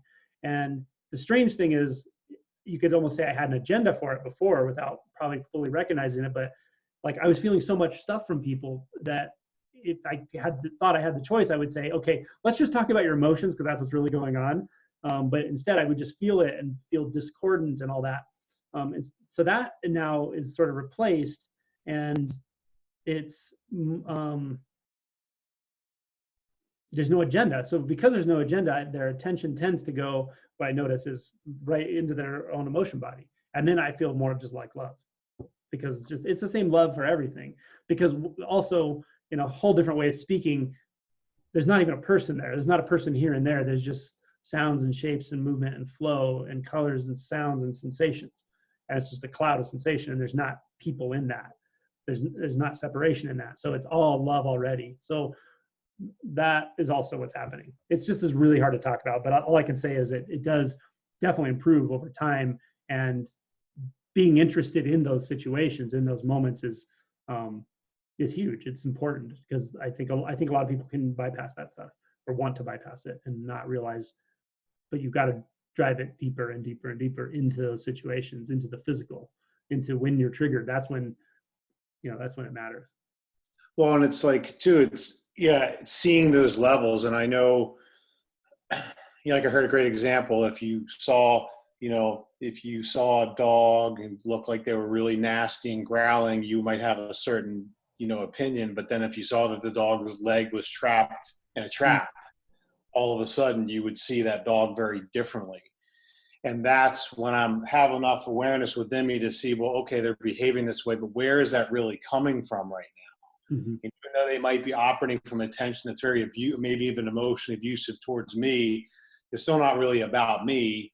And if I'm connected to all those levels that you're speaking of, then there may be well, truly, if I'm really connected, there is a compassion there. If there's not a compassion there, well, then I'm not really connected to that. And that's honest. And that's not always easy to admit, at least for me, because, it's a lot easier to point my finger and say, well, they shouldn't be acting that way. But so these are these sobering, undeniable, realities or truths that you're really pointing to that I really appreciate. That's, I think right now more than ever do we need that. There's so much incredible division and fear and all of this stuff, and all this back and forth kind of, beliefs about whatever, and not a whole lot of conversation going on. So I really, really, really appreciate you offering these little retreats. It's really like like an injection of light and love and a great reminder of what's needed in this world right now more than anything. So thank you very much. Yeah. Any other questions? Yes. Hey, I really appreciate your description of your experience with other people. It was really insightful just to hear how that evolves on from your own firsthand experience. Uh, I guess it's kind of a silly question, but I was wondering how has the quarantine affected that since we're communicating over a screen? Does that change that perception and how? And is there like another level that you can tune into through through the digital world? I don't know. It's a good question. I think I pick up most of those cues visually anyway. So it's a little different with this because everyone's small. But if I'm Skyping with someone and I can see their face and their responses, their movements, I know what they're feeling very easily. When I'm physically around somebody, it's definitely more prominent. But through visual cues, I can pick up people's emotions usually pretty easily and stuff like that. And then I work at a hospital, so it hasn't changed that much how much I interact with people. Maybe some, we don't go out to eat as much and stuff, but I spend a lot of time by myself or with Rochelle anyway. So it hasn't dramatically changed my frequency of interactions with people. And what I have noticed, which is funny, it's a little bit on the side, but boy, you get on social media now and you think like people are like losing their shit, right? Like all these crazy things going on and conspiracy theories and polarization and all this. But what I found is talking to people individually, like at work, it's the same. Like they're just the same. It's enjoyable, it's fun, it's open, so I guess I'm noticing more and more any kind of distancing things we do as humans that are outward surrogates of our own internal distancing, like social media and all that stuff. I'm just losing interest in it, honestly. Like I like social media for posting things on the group or the art stuff, but like people just talking outwardly into social media about what they think or how they feel, it's like it's not very real. I don't think, not very helpful. So I prefer in direct interactions more personally.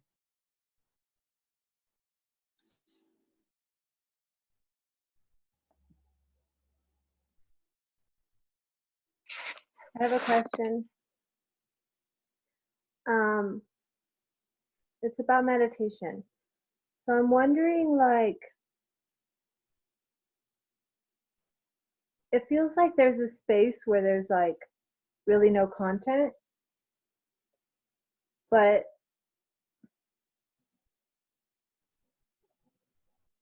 I don't even know. I don't know. I just wonder, like, is there some, like, how do you in it's so silly. I don't even know how to ask. It's like it's like it seems like there's no content, right? Because but then it's like, how do I know that there's no content? It sounds like backwards. But what I wonder is there truly no content, or is there part of that is maybe just meditated into oblivion? That's what I wonder. And is there some way to inquire in that? Because I don't 100% question that there's no content. I trust it to an extent, but I also am like, wait a minute, maybe there's something else here too. Yeah. Like how do you inquire when there's no content? Like how do you stay active when there's no content, kind of type of thing? So yeah, I don't know if I asked that question. Yeah, that's a good question. I know what you mean. There's like sort of a spectrum of let's say flavors to this descriptor of no content. First of all, I can't pull the descriptor no content out of reality and say, but I might use that to point, and I know exactly what you mean by it. But it's also not a discrete or distinct quality because it's all intermixed anyway. But yeah. So as far as the sense of no content, contentlessness, nirvikalpa samadhi. Like consciousness, like there's not a lot of like thought activity. There's more like just sensation or shapes, but then that kind of turns into nothing really. I don't know.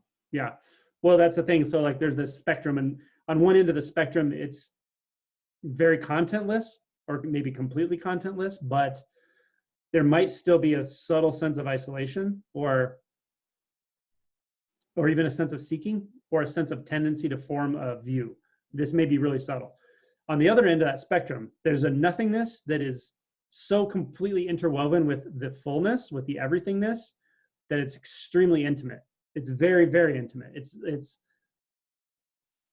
the I am everything. You know, it's crazy to talk that way, but that's what it feels like. It's when I look out at these figures up here, they're in the body and they're there and the body's there. There's not any distance. There's not any, really, I would say no distance. If I could just put a label to it, there's no distance anywhere. There's no distance anywhere. And that's actual reality. Actual reality doesn't have distance any more than it has time. It doesn't have space or time. So it's extremely, I use the word intimate a lot because I don't know what else to call it. It's extremely intimate. It's like there's nothing to seek. There never could be seeking. Why would you ever try to seek? Because there's nowhere to seek. There's nothing outside of this, even this physical body, which is intermixed with all the physical objects in the room. Even that is only one tiny little point in space too. It's one little point. And there's nothing outside that point. And it's also every single object in the universe and every potential universe. So it's radically intimate. That's the best way I can say it. And the luminous nature of the senses is our teacher with that. That's the non-dual, like the stanza, in hearing only sound. In hearing that sound, there is only sound. There's nothing else in the universe. There's only sound.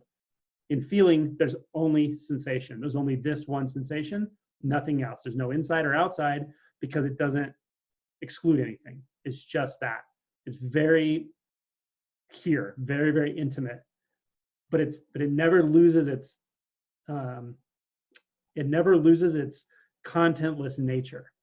And the more you penetrate, you could say both sides of that, the more you see it has to be contentless to be everything, to be that kind of everything. It has to not even make a distinction between content and contentless. Mm-hmm. And then also in that full, radical fullness, that's also emptiness, or that's nothingness, that can also sort of dissolve into shunyata, emptiness. It's so hard to talk about. It's hard to even tell if that happens to people because it's already everything. So it's not special. That's what feels really unknown here, because it's like in the meditation, it's like the attention just feels like naturally in the senses, really intimate, all of that. And then all of a sudden it's just like, I don't know, like I almost can describe it like I fell asleep, but I didn't fall asleep, mm-hmm. You know, and it's really weird. Like I don't know, like it doesn't feel like it's wrong. I just wonder if there's still inquiry to be had. I don't know. It's a very subtle thing you're talking about, but I know what you mean. The two things I would look at are, does it feel radically full in that moment? I mean, like no separation, no outside, nothing exists on its own side. Just that, just this. Also, is there any, with this shunyata that I'm talking about, let's say, it's like I shouldn't even be talking about it. So just erase the tape recorder. But it will just stand up and walk off the mat. There's no difference between deep samadhi meditation and walking across the floor. There's no difference, not even difference temporally in that. So that's the other.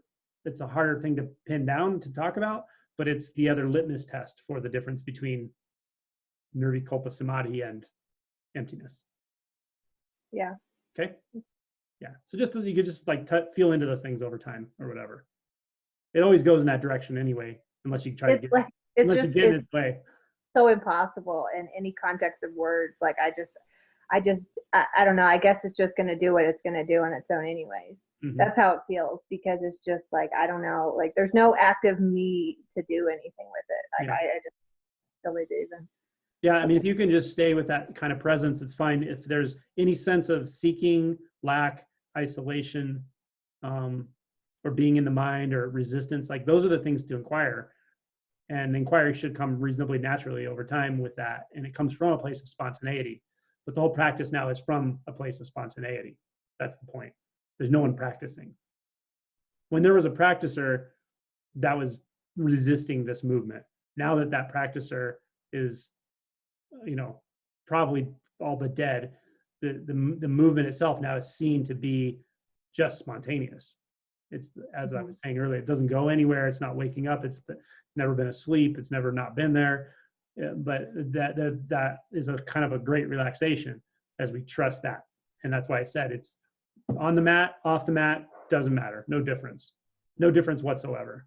Doesn't matter if you're in deep samadhi, completely contentless thought, stage 4 deep sleep with delta waves in your brain, or talking to someone in a conversation. Your true nature is not touched by any of that. Doesn't move, doesn't change, doesn't even care, doesn't notice, can't make distinctions. Then that's not the time to inquire. The time to inquire is more, well, active inquiry is more when it feels subtly off or something. Yeah, like if there feels like there's a sense of volition, then inquire. Why not? You don't have to, but or if there's a sense of volition, just go right into the sense of volition. And if it fluidly just dissolves into everythingness, then it doesn't matter. But yeah, like if something feels extra, if it feels like instinctually you put your finger on the scale, you're like holding on to something, you're resisting something, those are the times when inquiry can be helpful. If it's camp, then I should inquire. You had to do it. She's like, I'm going to work the word camp into this call. She didn't know what camp was, like campy, so we had to look it up and give examples of camp. It took me forever to understand. I don't think I still get it, but I'm determined to use it in conversation. So this is camp. All right. Angelo. Yes, sir. So along the lines of what Rochelle was just saying, during that meditation, there was a sense of, to use a Buddhist term, Nirodha Samapatti. Mm-hmm. It's just cessation of intermediary, where there's just that like transient, but it isn't really moving, but there's not a knower of that. There's not like a claimer that says, oh, I'm having that experience thing. And I think that's sort of what she was alluding to. I don't know. I'm just guessing. But in those moments, I think that's the true nature. Mm-hmm. So what are your thoughts on some of that? I don't know if you're aware of that term, but you were describing it as something else a moment ago, more of a Zen term. Sunyata, or not just Sunyata, which is emptiness, but more the samadhi state. Do you get where I'm going with that? Oh, yeah. I mean, okay, so the problem with this stuff is the terms. We're talking about something incredibly subtle, and the terms can mean slightly different things to different people, or they can mean radically different things to different people. So I usually just point to it as best I can, or whatever's going on with that person. For you, you're describing it very well, and that's it. Once there was a Zen teacher that I don't know if he's still alive. He might be. His name was Tangen Harada Roshi-sama, and he said everyone in their life should experience that at least once. And he would call it emptiness. But again, the key is contentlessness, but absolutely has to have the fullness to it. And you're not one of these people, but there are definitely people who think that total contentlessness, that just bare awareness, that is shunyata, or that is true non-dual, but it's not. It's not. It's actually radically not that way. It's fine. It's not a bad thing, but we're talking about things that are so subtle. It's easy to mistake that. You could see how just, well, no content whatsoever, netty until there's no body, no sense, no world, no nothing. That could feel complete, and yet you don't even realize you're still making a mental image of that. Even the mind is still making a non-conceptual image out of it, which is amazing that our mind can do that, but it can. Then when it starts to feel very, very intimate, different, it's different. It's everything as one.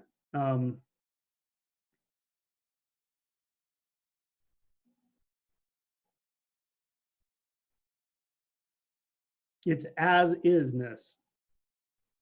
one event, it's not even an event, but this is, it's not even in a sequence of events. It's all that ever could be. It's nothing is, even the idea that something could be missing from it is just doesn't even make sense. It's experiences don't exist on their own side.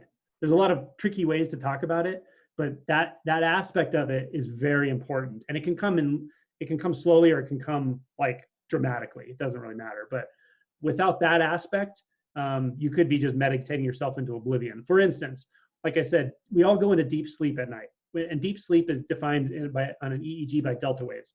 So you can be in deep sleep, which you have no mental content. It's not dreaming, right? Dreaming is not delta waves. Dreaming is basically awake brain, but not connected to the outside world. It's awake brain doing whatever it's doing, making up things.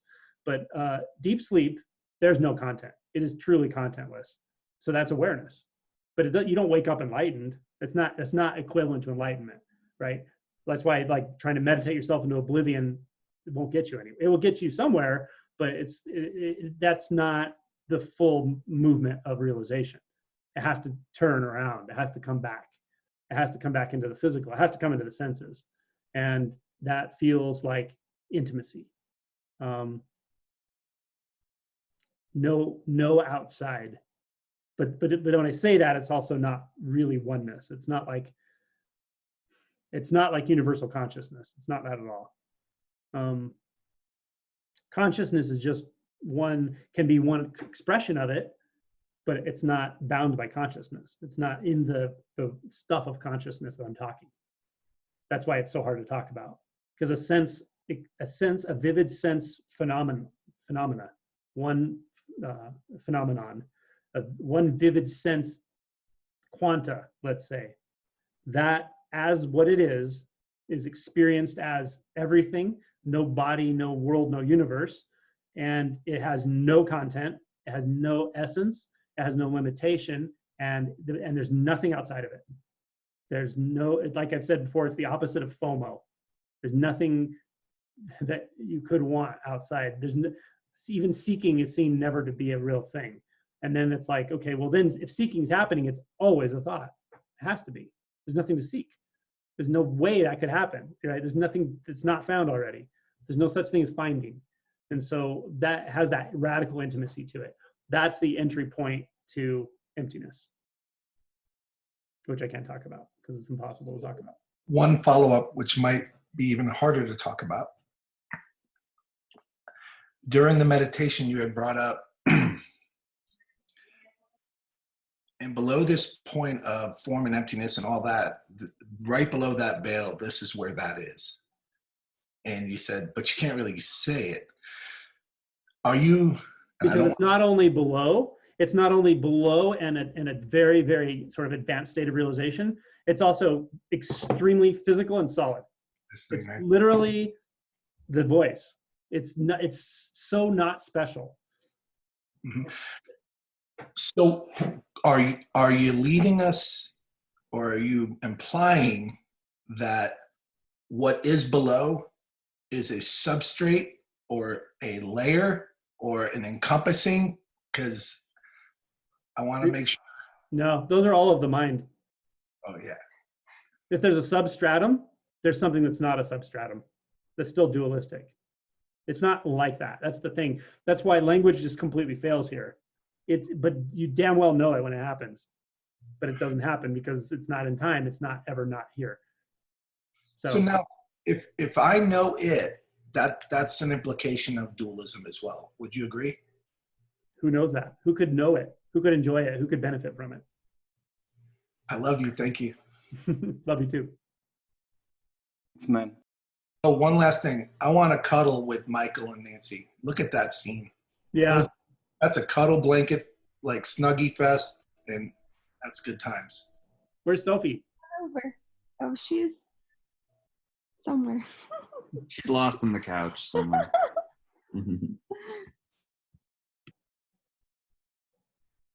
Yeah, Angela, it kind of reminds me of, I think it was one of Jed McKenna's books. He's like, what would the conversation between two enlightened guys be?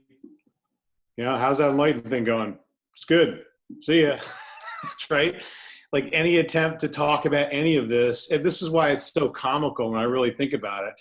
We're trying to describe with words something that just can't be described with words. Mm-hmm. I don't know what is it about our human nature. We have to do this to like give ourselves something to do. I don't know. But it's sort of like, I look at it as it's, you know, being in an amazing moment and then somebody kind of ruins it. It might be myself. I like talking about it. And it's just because it takes away from the isness of what it is. Mm-hmm. And not that there's never value in kind of sharing that experience with someone on a physical level. But I think in my experience, when I've done too much of that, it takes away from just experiencing you know, I think it was Jed in one of his books said, you know, to someone who really gets it, it's like the snapping of a twig is no more or less meaningful than the end of the universe. Mm-hmm. It's like all equally valuable. It's only this duality that places more value on one than another. And then it takes away from that. I think what Angela was describing is a part of everything. It's not separate. It's in and of every experience there ever is and will be. So, but so it's funny. I think it's funny when, you know, that we're all here and it's great and it's valuable, but it's like we're trying to talk about something that can't be described. So it's kind of something that's funny to me about that. So.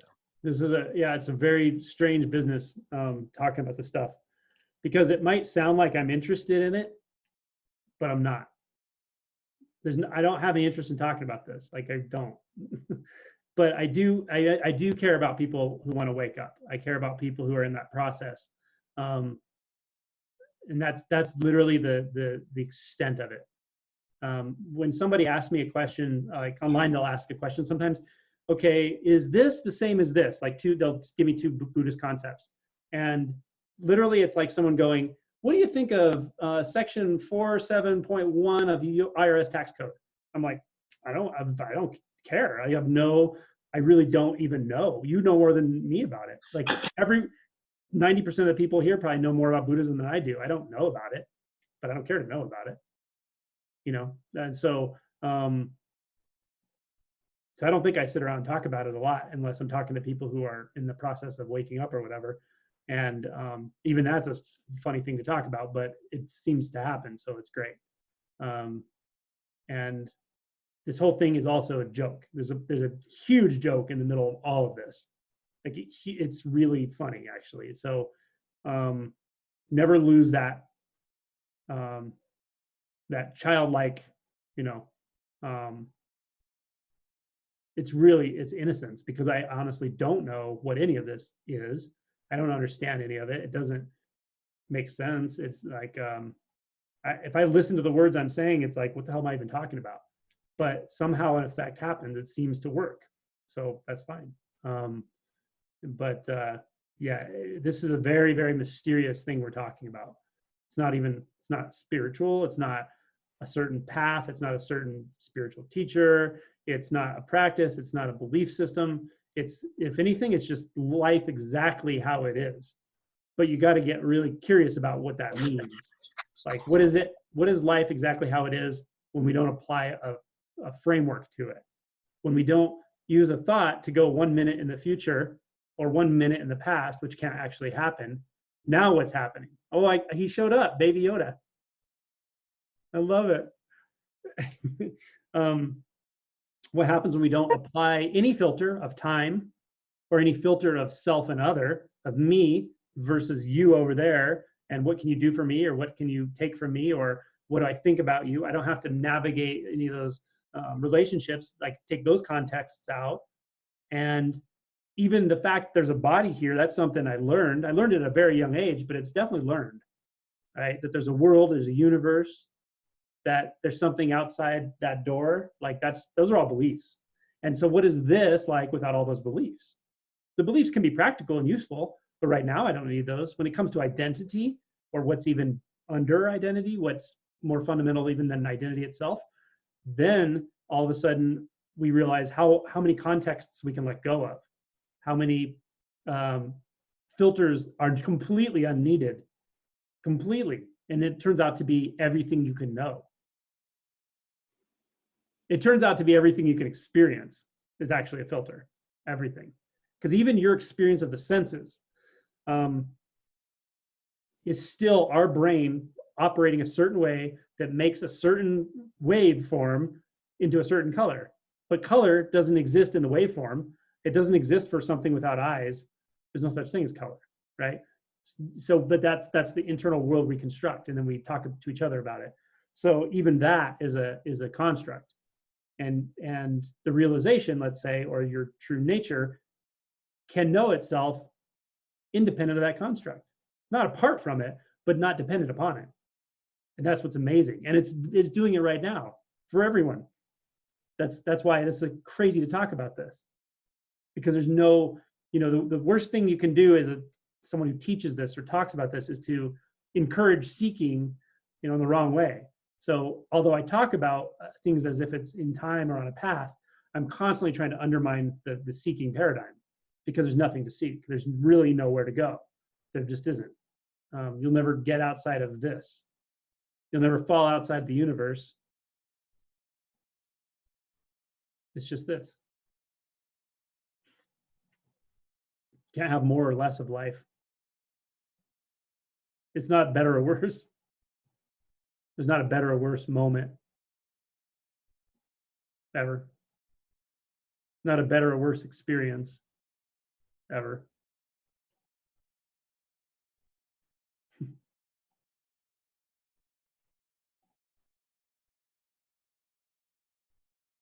Any other questions?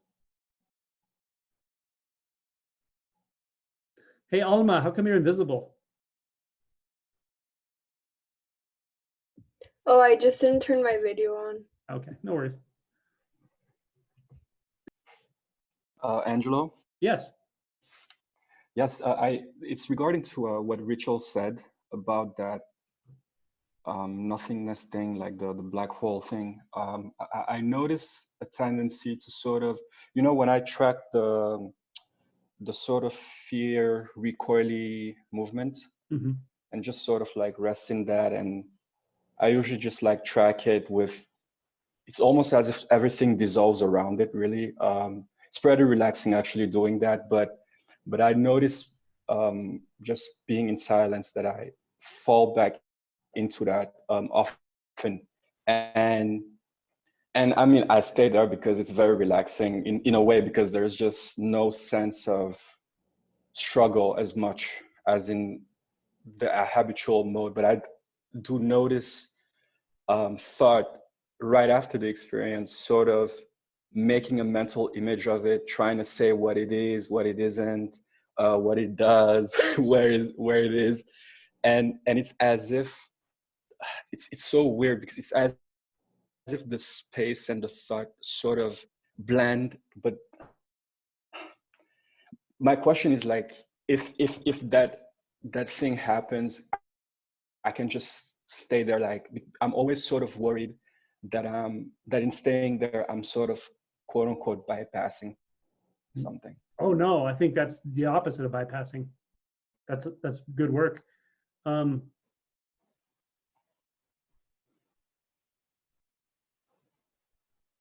Yeah, it's funny what the mind does, huh? The tricks the mind plays. That's not bypassing. That's exactly right.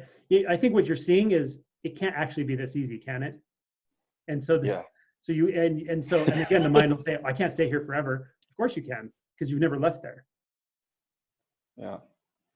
I mean, really, that's what I'm pointing to with even emptiness. It's like that is empty nature in the form of whatever, grief, sadness, loss, whatever the experience is. But when we take the labels away, it's just that, just what it is. And giving yourself permission to just be with it is so powerful. It's huge. Mm-hmm. And at some point, that won't be different or separate in any way from the sounds and the colors and shapes. It all intermixed. But it's okay for a while to make it into something that seems distinct. Like you said, like everything else around it can go away. That's just, now you're just kind of compensating for years and years and lifetimes of avoidance. And that's fine. That's good to do, actually. And then it stops being such a big deal when you kind of go through the phase where you stop resisting it a lot and you kind of go the other direction, where instead of resisting it, you just realize, oh, I can just reverse polarity and just go right into it and just stay with it and literally just ignore everything else for as long as it wants to be here. That's unconditional love. I think that's great. And that's like a phase. And then sort of the next phase is, yeah, it's always here, but I don't need to give it special attention because it's part of everything. But I don't have to think about it being part of everything. It's just intimate.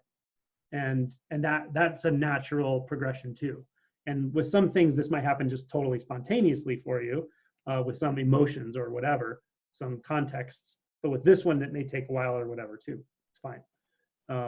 But I think that's very intelligent and intuitive practice. Gotcha. Did that answer it? Was I talking about what you asked? Yeah, exactly. I think I'll just thought is always like, this is way too easy. Like it's not possible that it's so easy to just let go of everything for just one moment of sitting. And I'm like, okay, things shouldn't be this easy. I should always be struggling. I should always have some form of opposition. But when it happens, it's like, oh, okay. You know, what else is there to do really, you know? You're kind of seeing a couple things simultaneously. One is your intuition's perfect. It's right on the money to just sit with this emotion, just be with it, to allow your attention just to fully absorb it, which is fine. It's perfect. And at the same time, you're also recognizing a bit of what I was talking about earlier, how the mind has these layers of filters, and when you really start looking at them, they're kind of bizarre. But just to make a point for everybody, we all do this. All of us will have these same thoughts. The thought will be like, oh, it can't be this easy, right? You may not even notice that thought. You notice the next thought that's like, okay, well, how can we complicate it? I got to have a practice. I got to blah, blah, blah, blah, blah, right? So I want to make a point about this funny clown in our head. And the point is, all it really tries to do is just get your attention. And as soon as your attention's on one thought, if it can like get to there's not an entity in here doing this to you, but I'm going to say it like it is. If it can get you to go from one thought to the next thought, it's got you, because you're going to go to the next one, the next one, the next one, the next one. So it really only has the power to get you into one thought belief, right? And if you can do that without becoming identified, you've broken the spell right now. That's it. If one thought arises and it says, it can't be this easy for me, right? And you go, well, wait a minute. Like, was that my voice that said that? Or was that a habituated thought process that everyone in the world has? But I somehow adopted the same operating system. If the thought said, hey, Amma, this can't be that easy for you, you'd be like, who's that voice in my head? But it doesn't do that. It says it's you. It tells you it's you, right? That's its trick. So it says, oh, this can't be this easy for me. Maybe I shouldn't be doing blah, blah. It's using your voice in the first person. That's how the thought gets you to believe it's you. It's like the movie Revolver. If anyone hasn't seen it, it's a great movie. Check it out.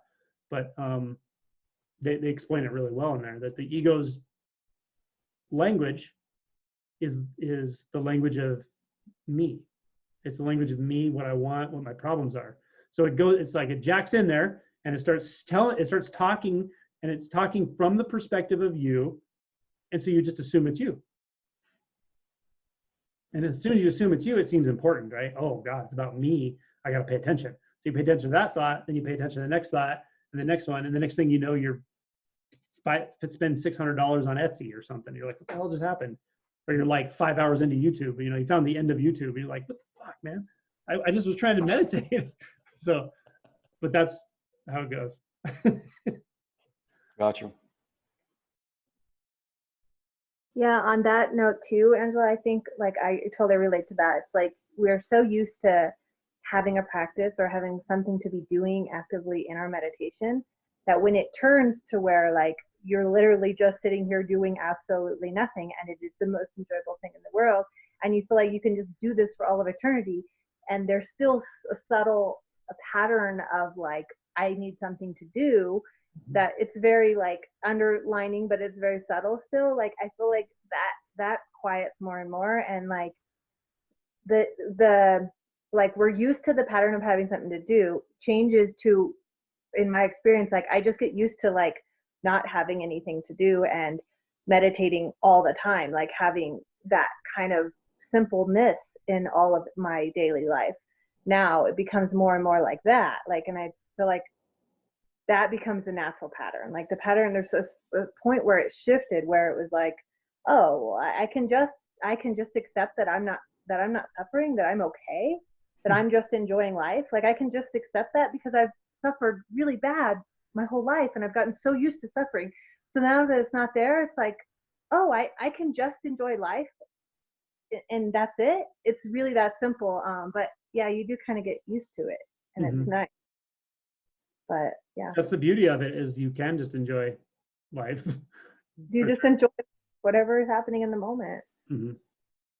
Now, how did your experience of all this change when Baby Yoda showed up? You know, I started feeling like buzzing in my head. I'm not even kidding. And I was like, whoa, like, I remember when I used to drink with my sister when we were in high school, and we would be like, we know we're drunk when we spin our head around and it feels like it's going to spin off. And when baby Yoda sat on my lap, I kind of started feeling like that, like, whoa, what's going on here kind of energy. All right, thank you for that. So we're at about 2 hours. Let's see. Santi dropped out. Javier's here from somewhere. Wow, cool. All right. So, Nice. any last thoughts? Angelo, to me, just one thing that Violet just kind of brought to my attention. Like, to me, when somebody asks me, like, well, do you meditate? To me, I think that's to me, it seems like a crazy question, because it's not something, I think meditation, people see it as something that's separate from your life. Oh, yeah. Mm-hmm. And I kind of like how Violet was just sort of ascribing it. No, that's like, being mindful, being attentive to everything, every given moment. That's kind of what it's all about. Yeah, it's great to have a formal practice of sitting down and meditating, but what use is that if you do that for a half hour a day and then the rest of the day the mind is just spinning? So it's just kind of having that, bringing that stillness into every action. To me, that's kind of what it's about. And when I'm remember that, kind of like Violet was saying, it's just a beautiful thing, and everything takes on even the stuff that's maybe not so, you could say, well, this isn't as enjoyable, or this is, but it is kind of like when we were at that retreat, and Aj's retreat in Northern California a few years ago. It's like each moment becomes equally valuable when there's that deeper appreciation that life is a meditation. As long as there's attention, that's what life is. So Absolutely. Yeah, and you make a good point with the practice thing. Like when I talk about practices and awakening, I'm always using conventional designations. I'm sure everyone understands that. I don't mean anything that could be implied from those words. Again, with awakening, I don't mean that there's an event. I also don't mean it's in the future, but it's a practical way to talk. Same with practice, right? Now, the reason I'm going to say this isn't to mince words or dissect meaning or anything. The reason I'm saying this is it's important to make that transition that everyone will make from I'm a meditator or I'm a practicer or whatever in your belief system to that's just part of what happens in life, right? So what I mean by this is it's always good to inquire and investigate a little bit. Well, what are my beliefs about being a meditator? Like what's tied into that for me? Is it make me feel special? Does it make me feel like it's going to get me somewhere else that's not here? Do I feel like I'm trying to heal trauma? Like, what are my beliefs about that? You don't need to change the way you talk about it. You don't need to change the way you practice. But at some point, it's important to investigate those beliefs, especially not maybe these people that we're talking to here, but people who are very dedicated to a certain path. I see this sometimes, like Buddhism, like maybe it's Zen Buddhism. Like I've been a Zen Buddhist for 20 years and I practice this way. I go to this center, I do this, or Dzogchen or whatever. Like if you have a thing you think is the right path, the perfect path, the best path, or you just tie a lot of your time into it, it's really important to investigate that. Doesn't mean you need to change it, but investigate what are your beliefs about it. What if I've been a meditator for 20 years and a Zen whatever, What if all of a sudden I couldn't do any Zen anymore? Like for whatever reason, I couldn't go back to this place. I couldn't talk to those people. How would that make me feel? Look at your body. How does your body respond?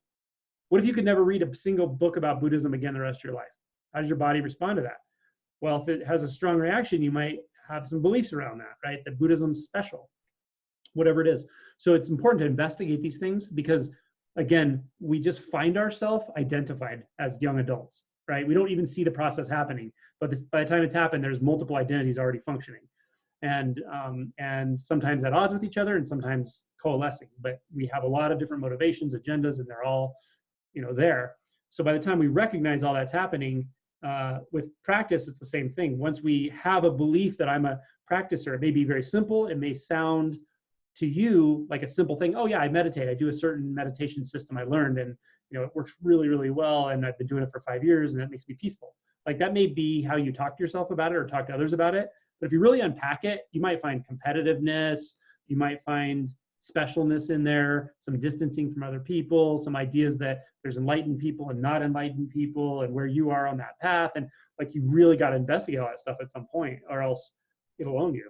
Just like every identity, every belief, including the beliefs: I'm a man, I'm a woman, I'm a winner, I'm a loser, I'm a successful person, I'm not successful, I have no money, I have tons of money, whatever. I'm good. I'm a good lover. I'm a bad lover. I'm a nurturing person. I'm not. I'm selfless. I'm selfish. All these things have to be investigated because they're all prison bars. All these beliefs about you are they're the ways we automatically apply context and filters to every experience. And the distinction between a thought and a belief is the belief is partially obscured, right? We can function out of it and not even realize it was a thought that happened, right? For instance, I'll give you an example. A thought could come into my head that says, I don't like people from France. I don't know, whatever. And I could go, oh, that's a weird thought. That's just a thought. I'm not identified with that thought, right? But I could be walking down the street and I see a bunch of people, and then someone looks French to me, and I have a reaction. I'm like, oh, he's probably an asshole. That's a belief. I believe people from France are however they are. Does that make sense to everybody? That's how all of our beliefs are. When they're partially hidden, not fully examined, not inquired into, they run us. They feel like identity. They feel like me before I even have a chance to recognize, oh, I just had a thought and I reacted to that thought and it led me down a different thought path or a behavior path. Does that make sense? This inquiry is important, especially around a new thing you put in your life called spirituality. Or with food choices, it's a good example too. Totally. Food, just everything. Like I eat the certain way because it makes me healthier, and I'm, subtly think I'm stronger and more healthy than the average person because I eat vegan, I eat this, I eat that. Or exercise. I exercise all the time. And without realizing it, I'm actually terrified of the body breaking down. But what it comes out as is I'm healthy.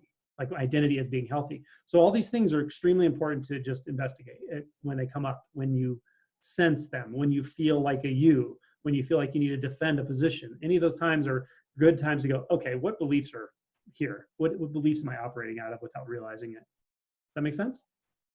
I have a question. Yes. So about that, when I see that in real time, operating, and I see the identities very clearly, it's really funny because what I keep going back to is just the tendency to want to do that, forming an identity or a belief. But sometimes I don't know how to explain this. Like when you were saying, okay, for example, take a very simple one like being a good person. So I'll do something and then convince myself that I'm a good person, and then I'll go investigate it because it doesn't feel right, and I'll find a belief that says I'm a good person. But then another time, like maybe the next day or the next week, it will do the same thing, but the belief will be the opposite one, like I'm a bad person. And it's not consistent, like it's not the same identities, it's just the need to hold up a view or an identity itself, and it doesn't matter what it decides to be that day. It's like it's just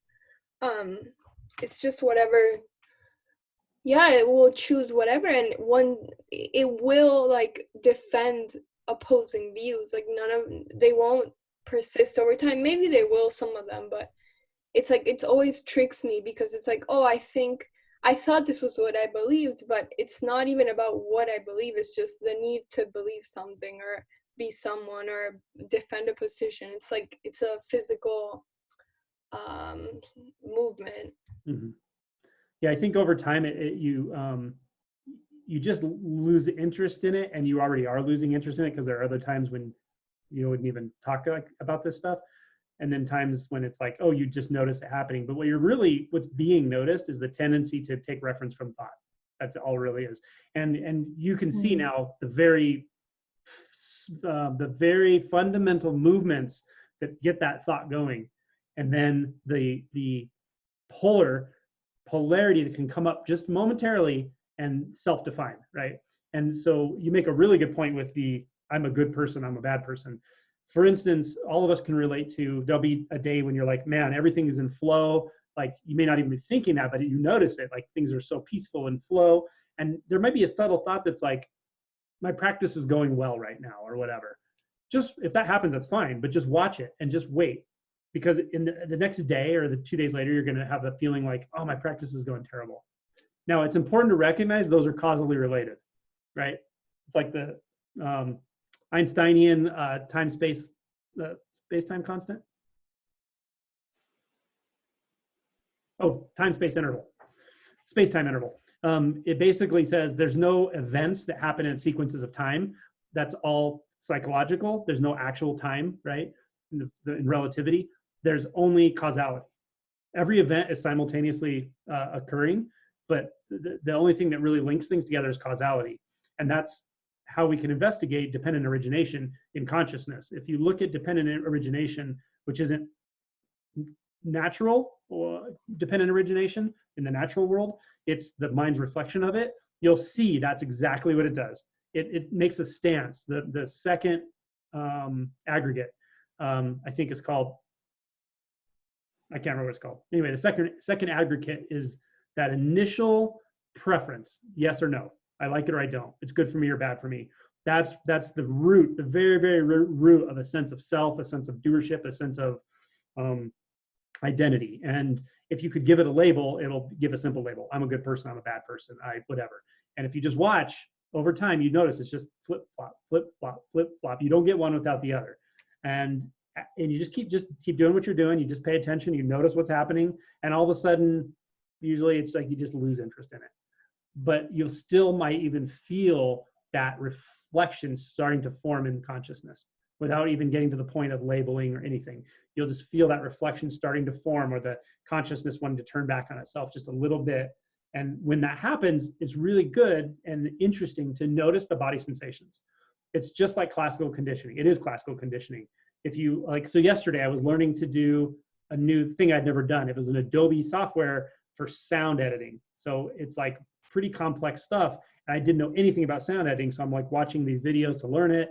And I worked on it like for 12 hours or something. And I really enjoyed it, but I actually felt a lot of frustration. And I was so fascinated with frustration because I don't feel it very often. So when I looked at it, I'm pretty much able to look at it without, there's no story to it, there's no labels, but I knew what it was. And so I was noticing where it was in the body. It was so fascinating because the centers can just be so prominent and obvious. And it was like in the chest, in the tongue, and at the front of the head. It was like this exact pattern of sensations. And what happens is our nervous systems are classically conditioned. So you'll have a certain pattern of sensations, and it'll trigger this whole cascade of preference, then label, then belief, then story, and then identity. And you'll usually, if you don't catch this stuff early, you're in the identity, causing havoc in your own life or others' lives before you realize like all the stuff that led up to it. But when you're able to just see it at that level, it's fascinating. You see what the labels try to do, what the consciousness tries to form, and you see that that is classically conditioned or associated with a very specific pattern of sensations in the body. I mean, you'll find all these variations to even the patterns of fear, sadness, grief. Like you'll notice these patterns of sensation and how they trigger certain thought processes because our nervous system works that way. So it's just really, it just becomes interesting, and it all just happens more and more spontaneously. And that's it. Good stuff. It's just enjoyable to see it at these various levels simultaneously. If you're noticing the process a lot, like, okay, well, how did I get identified with this based on this? And that's fine, but definitely turn some attention to the body as well. Like scan the body. Where exactly in the body, where are these body centers, these sensation centers, where are they right now? And just sit with them. It's really interesting. And then go, okay, and the labels for this are, I don't like it. It's frustration. I'm frustrated because XYZ. Here's what I should do to stop feeling frustrated. And then you could get identified if you follow that path, right? Identified just meaning somewhat unconscious. You're doing something and you don't even know why you're doing it. That kind of deal. Addictions are like that. And as Paul Hederman says, the biggest addiction of all is the addiction to self, which is totally true. Selfing. Selfing. All right, unless anyone has any other questions, I'm going to wrap it up. Thanks, Angela. You're welcome. It was nice seeing you all. I can do this again in 3 weeks, 3 weekends from now. 3 hours? Okay. Thank you. Does this hour work for people, especially people who are overseas? Yep. Okay. Santi's been, oh, he's still there. Does this work for you? It looks like it's light out. Awesome. I'm glad you came, man. For me, it's good also. Good to see you. All right, everybody. Have a wonderful week. Take care. Angelo. Nice to see you all. Bye. Thanks for participating. Bye. Bye. Bye, Baby Yoda. Bye. Mandalorian. Love it.